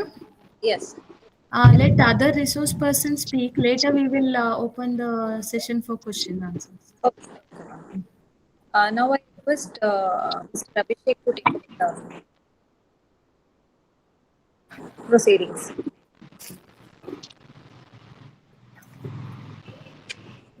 Good evening all. I, Abhishek, lecturer of Statistics. Let me introduce our first resource person, Mr. Nitin Nayak. He completed his PUC from Vidyodaya Pre-University College, Udupi, and he completed BSc at Prajnanam College, Udupi. Also, he completed MSc in Biostatistics from Prasanna School of Public Health, Manipal. Currently, he is working as a biostatistician for various clinical trials in the therapeutic fields of neurology, dermatology, ophthalmology, as well as non-interventional studies in Novartis Healthcare. Welcome you, sir. Over to you, sir. Thank you so much. Hello. Yeah, I hope I'm audible. Yes, sir. Yeah, as introduced, I am Nitin Nayak and I am working currently as biostatistician in Novartis Healthcare. It's a pharmaceutical company based from Hyderabad. Okay, so before I start, I would like to add to what Aishwarya just told. What Aishwarya said is, like, currently what I have been told is you people are from PUC. So after PSC, you have a lot of options like to choose what you have to go for. Like what you choose will decide which career path you're going to follow for the next ahead of your life, right? So you will be seeing many of your friends going to engineering or medical, like MBBS field or something. So you will feel that FOMO. I hope everyone knows what FOMO is, like fear of missing out. Um, so you will think that, oh no, all my friends are going like taking engineering, they are taking medical fields, so I'll also just join them. I'll enjoy for the 6 months with my friends, like 6 years, 6 to 7 years with my friends. But what next? They might get some job, then they won't be like, oh, didn't get, I'll also wait. It's not like that, right? When it comes to career, you should first keep that thing aside, fear of missing out, you keep it aside, and think clearly what you want to go ahead in your career, in your life, what you want to do, what you're interested in. So to do that, you have to go and ask and connect with people who have gone into the career fields. Ask about them, like ask what subjects they have taken, why did they choose that, what is the opportunity in that, correct? So PPC has given you such opportunity, such platform to discuss, to gain clarity in the same way. I'm very happy that you people have grabbed this opportunity and are present here. So with the same, let me go ahead. So first of all, I'll tell what field I have taken, what I chose to pursue my higher studies. That is statistics. To be more specific, biostatistics. What is statistics, right? So basically, statistics deals with uncertainty. Okay, so statistics. Now that you know, okay, in a basket, if there are two apples and you add two more apples, we know for sure that there are four apples in the basket. We are certain about it. Now, what is uncertainty? You throw a die. Just a simple example. You throw a die. You are uncertain. You know that any number from 1 to 6 might come, but you don't know which. This is uncertainty. So in real world, every data, currently the world is moving to the big data, correct? There is a term called big data. Why? Because in a minute, an average American, there is a statistics that average American consumes like 50 lakh GB of data in a minute. Americans consume that much. So in such huge data in the world, there is so much uncertainty that the companies want more and more, want to reduce this uncertainty and get ahead with everyone. There is so much competition. So in this field, statistics gives us how to reduce that uncertainty. From cooking food in the kitchen to finding and estimating numbers of stars or planets in the outer space, everything is based on statistics. Statistics, in other words, we can also say common sense. How common sense? Let me explain. Your mom cooks or boils something in kitchen, right? How does she know that the food is cooked? Let's say she's boiling potato, right? How does she know that the entire thing that she has kept, the entire utensil full of potato is boiled? She'll take small potato, 2 3 pieces, she'll squeeze and she'll see that, okay, these are cooked, that means the entire thing is cooked, right?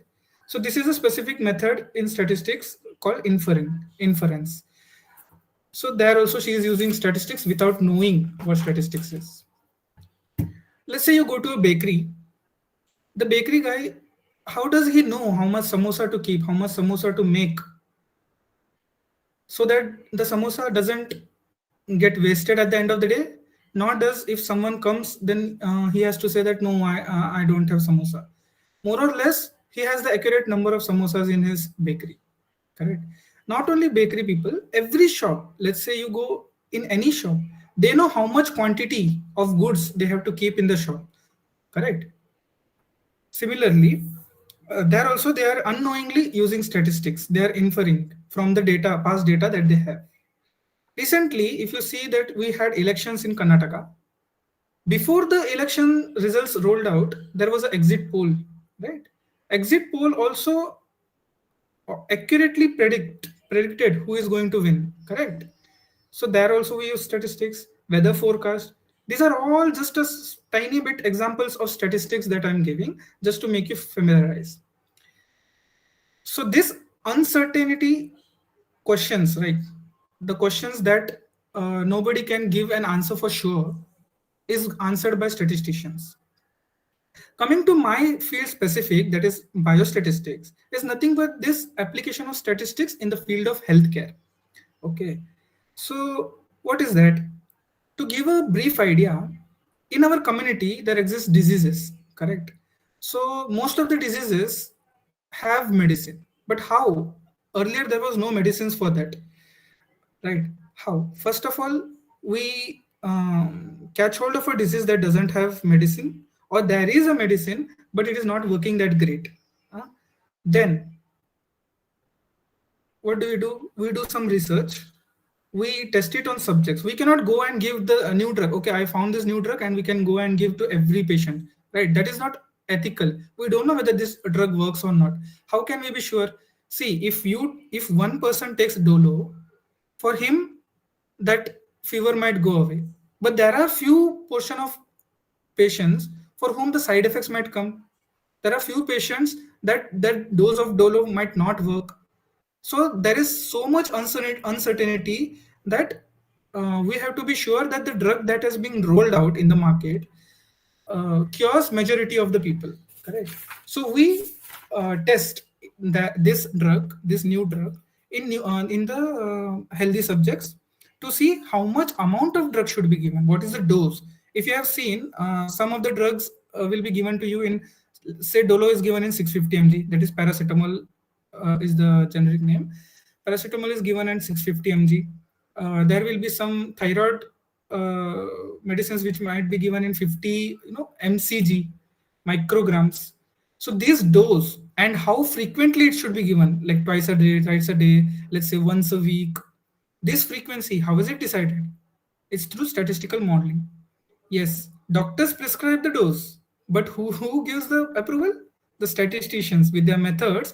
They tell the doctors, okay, this is the safe dose to be given. This is the safe frequency to be given. When it should be given, what are the measures? Correct. So these all things is done by us, the biostatisticians. So this is the overall brief amount of picture that what I do in our answer.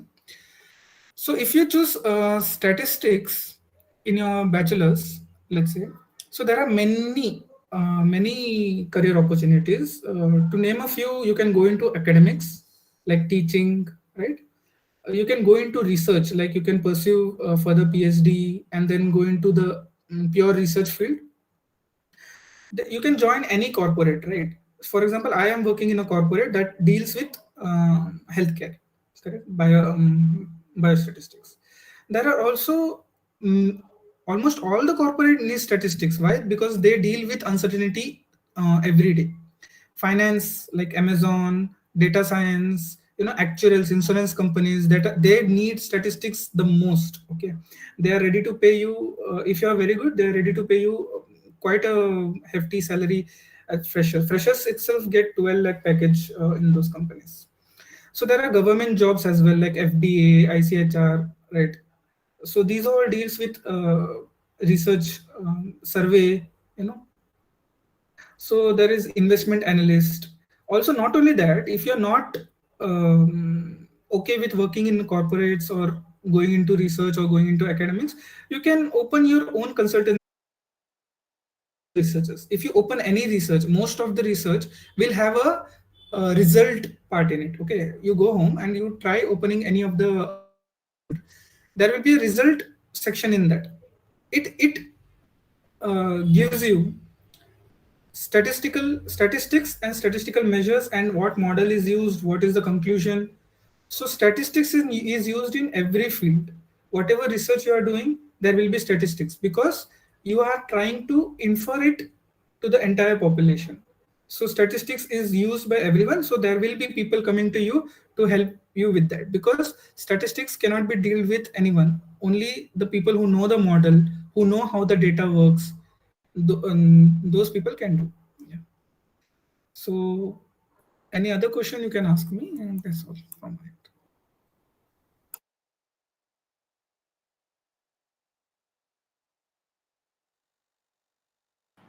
Hello, sir. Am I audible? Yes, ma'am. Yeah, I'm Bandhavya. So I have a question like in biostatistics, which is the most demanding field right now? In Like which biostat field do you refer? in biostatistics, are you talking about? Yes, sir.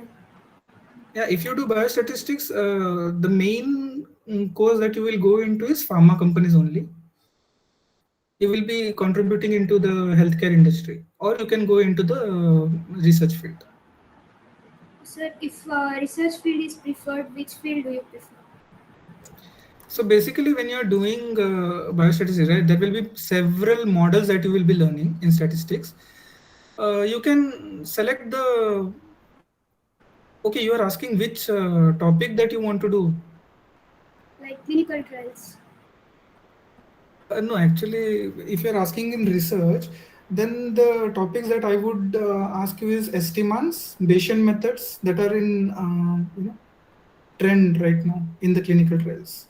So if you are going to do research, then I would suggest these two methods that you can look into, or tipping point analysis and all. But if you're asking what do you do in clinical trials, is that what you're asking? No. Which field I'm asking? Okay. Basically, when you will be doing biostatistics MSc, you will be introduced to all the topics, right? Little every dip in every water. So if you want to go into that ocean, then you can go ahead like that. Thank you, sir. Yeah. Okay, thank you, sir. Now I introduce our second speaker, Mr. Abhishek Upadhyaya. He completed his PUC from Viveka Pre-University College, Kota, and he completed BSc at Purnaprajna College, Udupi. Also, he completed MSc in Biostatistics from Prasanna School of Public Health, Mahe, Manipal. At present, he is working as a biostatistician in Syngene International Limited, Bangalore. Welcome you, sir. Over to you, sir. Thanks, Abhishek, for the introduction. Yeah, myself, Abhishek, I'm a biostatistician. Let me share my screen.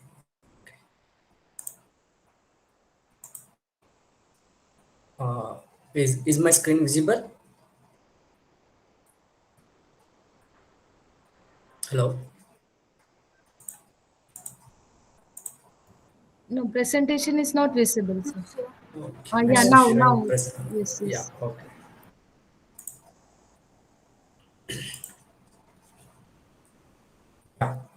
Today I'll be focusing on scope and opportunities and future perspectives in statistics. So before going to the scope of statistics, let me tell why BSc. So the reason why I took BSc is the only reason. Like I was seeing everyone doing their engineering and doctors. So I had a thought in my mind. So if everyone is becoming doctor and engineer, means who will do these teachings and other jobs. So and I had a keen interest in statistics, and I had a good at computation also. So I took BSc. So basically, BSc covers a wide range of scientific disciplines, that is physics, maths, statistics, and computer science, etc. So thus I can say this BSc is better than other educations. And the person who did BSc can work in a variety of sectors, from healthcare to business, banking, and government sectors, etc. And also you can continue learning in terms of masters, that is MSc and PhD also.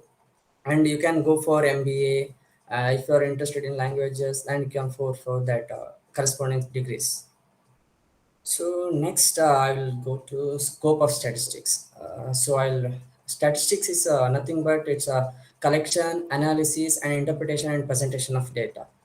So the scope is in like goes like it will be in, used in data driven and decision making. So today's world is based on data driven. It's a data driven world. Everything what you take, there will be a data collected on that aspects.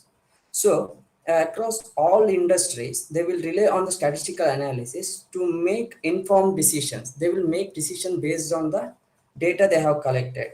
So it's from healthcare, finance to market, sports. Statistics provides a variety of tools and techniques to analyze these data and identify the patterns of data.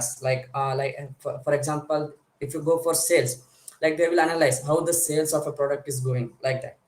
So they will give by using statistics, they will extract the meaningful insights of the data. And second one is research and academy. So in research, so if anyone is planning to research on a medicine, and so they will go for designing the experiments, and they'll tell how to analyze the data and how to draw the conclusion. All they will It will be decided by the statistician. So key person is the statistician. So comes to academia, it's nothing but so you can, if you know statistics, you can teach at different universities and you can mentor the next generation of statisticians. So next is government and public policy. So government use these statistics to inform the policies and make evidence-based decisions. Statistics analysis helps in areas like population studies, economic forecasting, public health planning, social policy formulation, etc. So the fourth one is business analytics.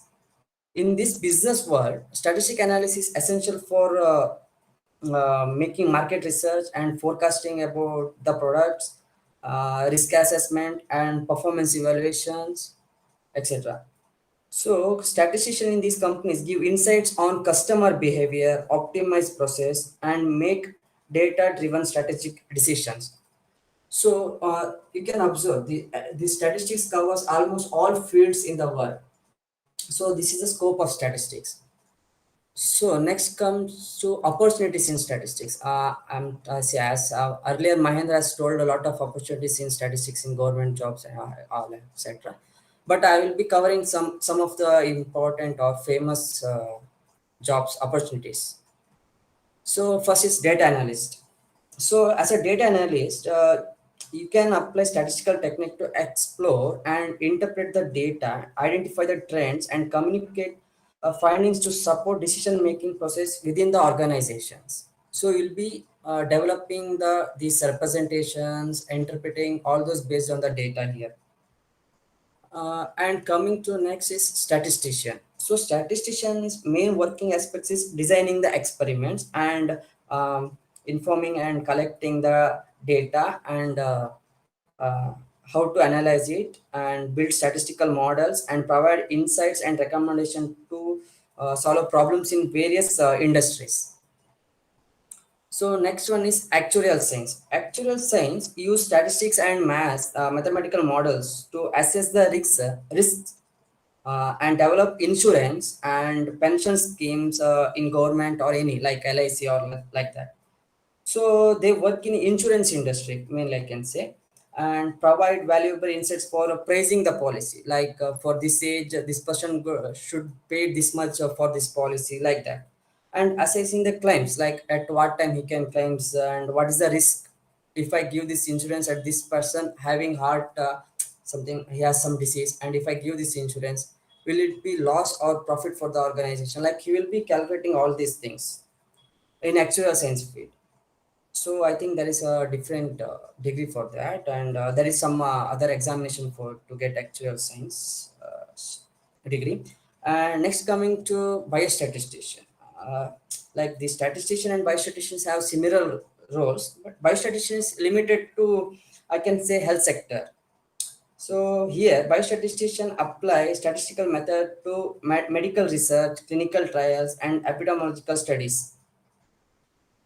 So medical research in the sense there will be previous drugs or any data related to patients. So we will be analyzing what is the like for example, I can say if patient is taking some medicine A and he has some adverse events like a headache, vomiting session, death, all those things.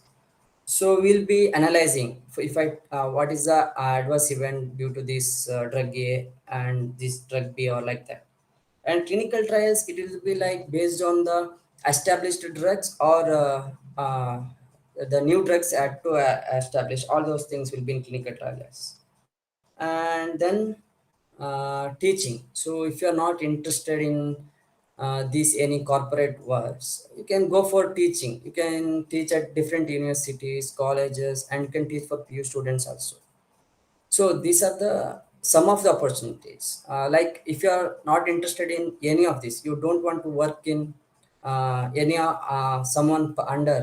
So then you can go for, as Nitin said, you can open your own consultancies and you can give statistical solutions for their problems. So these are the opportunities in government sector. I have listed some of the government sectors here. So here you can, if you have some minimal BSc degree, you can go for these government sectors. So to get all these roles and to enter these sectors, you should at least have a BSc qualification in statistics. So I prefer, not like based on your condition, I prefer everyone to have at least MSc, so that it will be helpful for you. And if you have much more time and you want to pursue more degrees, then you can go for PhD and certified. You should have at least a degree certificate, like you know statistics. That degree certificate you have means you can go for all these roles and responsibilities.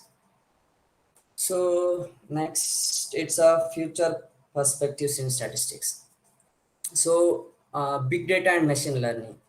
So this word is now growing on data. So it's an exponential growth of data. There's an increasing demand for statistician. So that statistician should have handle all these data and analyze large data set. So the work of statistician here is to like handle all this data and analyze it and interpret it in a layman term so that everyone will understand. So the integration of statistics with machine learning and artificial intelligence opens new avenue for advanced data analysis and predictive modeling. So I can say big data's use. I can say, like, let me tell you, can you search the internet, like you are searching for some mobiles with this version and under this price. So you will get some, I mean, you can notice that in your daily life you'll get some advertisement relating to mobiles or the product you are searching, Instagram, LinkedIn, like that. It's a use of statistics and big data and machine learning. And coming to data privacy and ethics, so as data privacy in concern grows, statistician will play a vital role. He'll be in ethical community. He will say how the data should be collected, and he has the rights to question on the privacy of the data and all those things.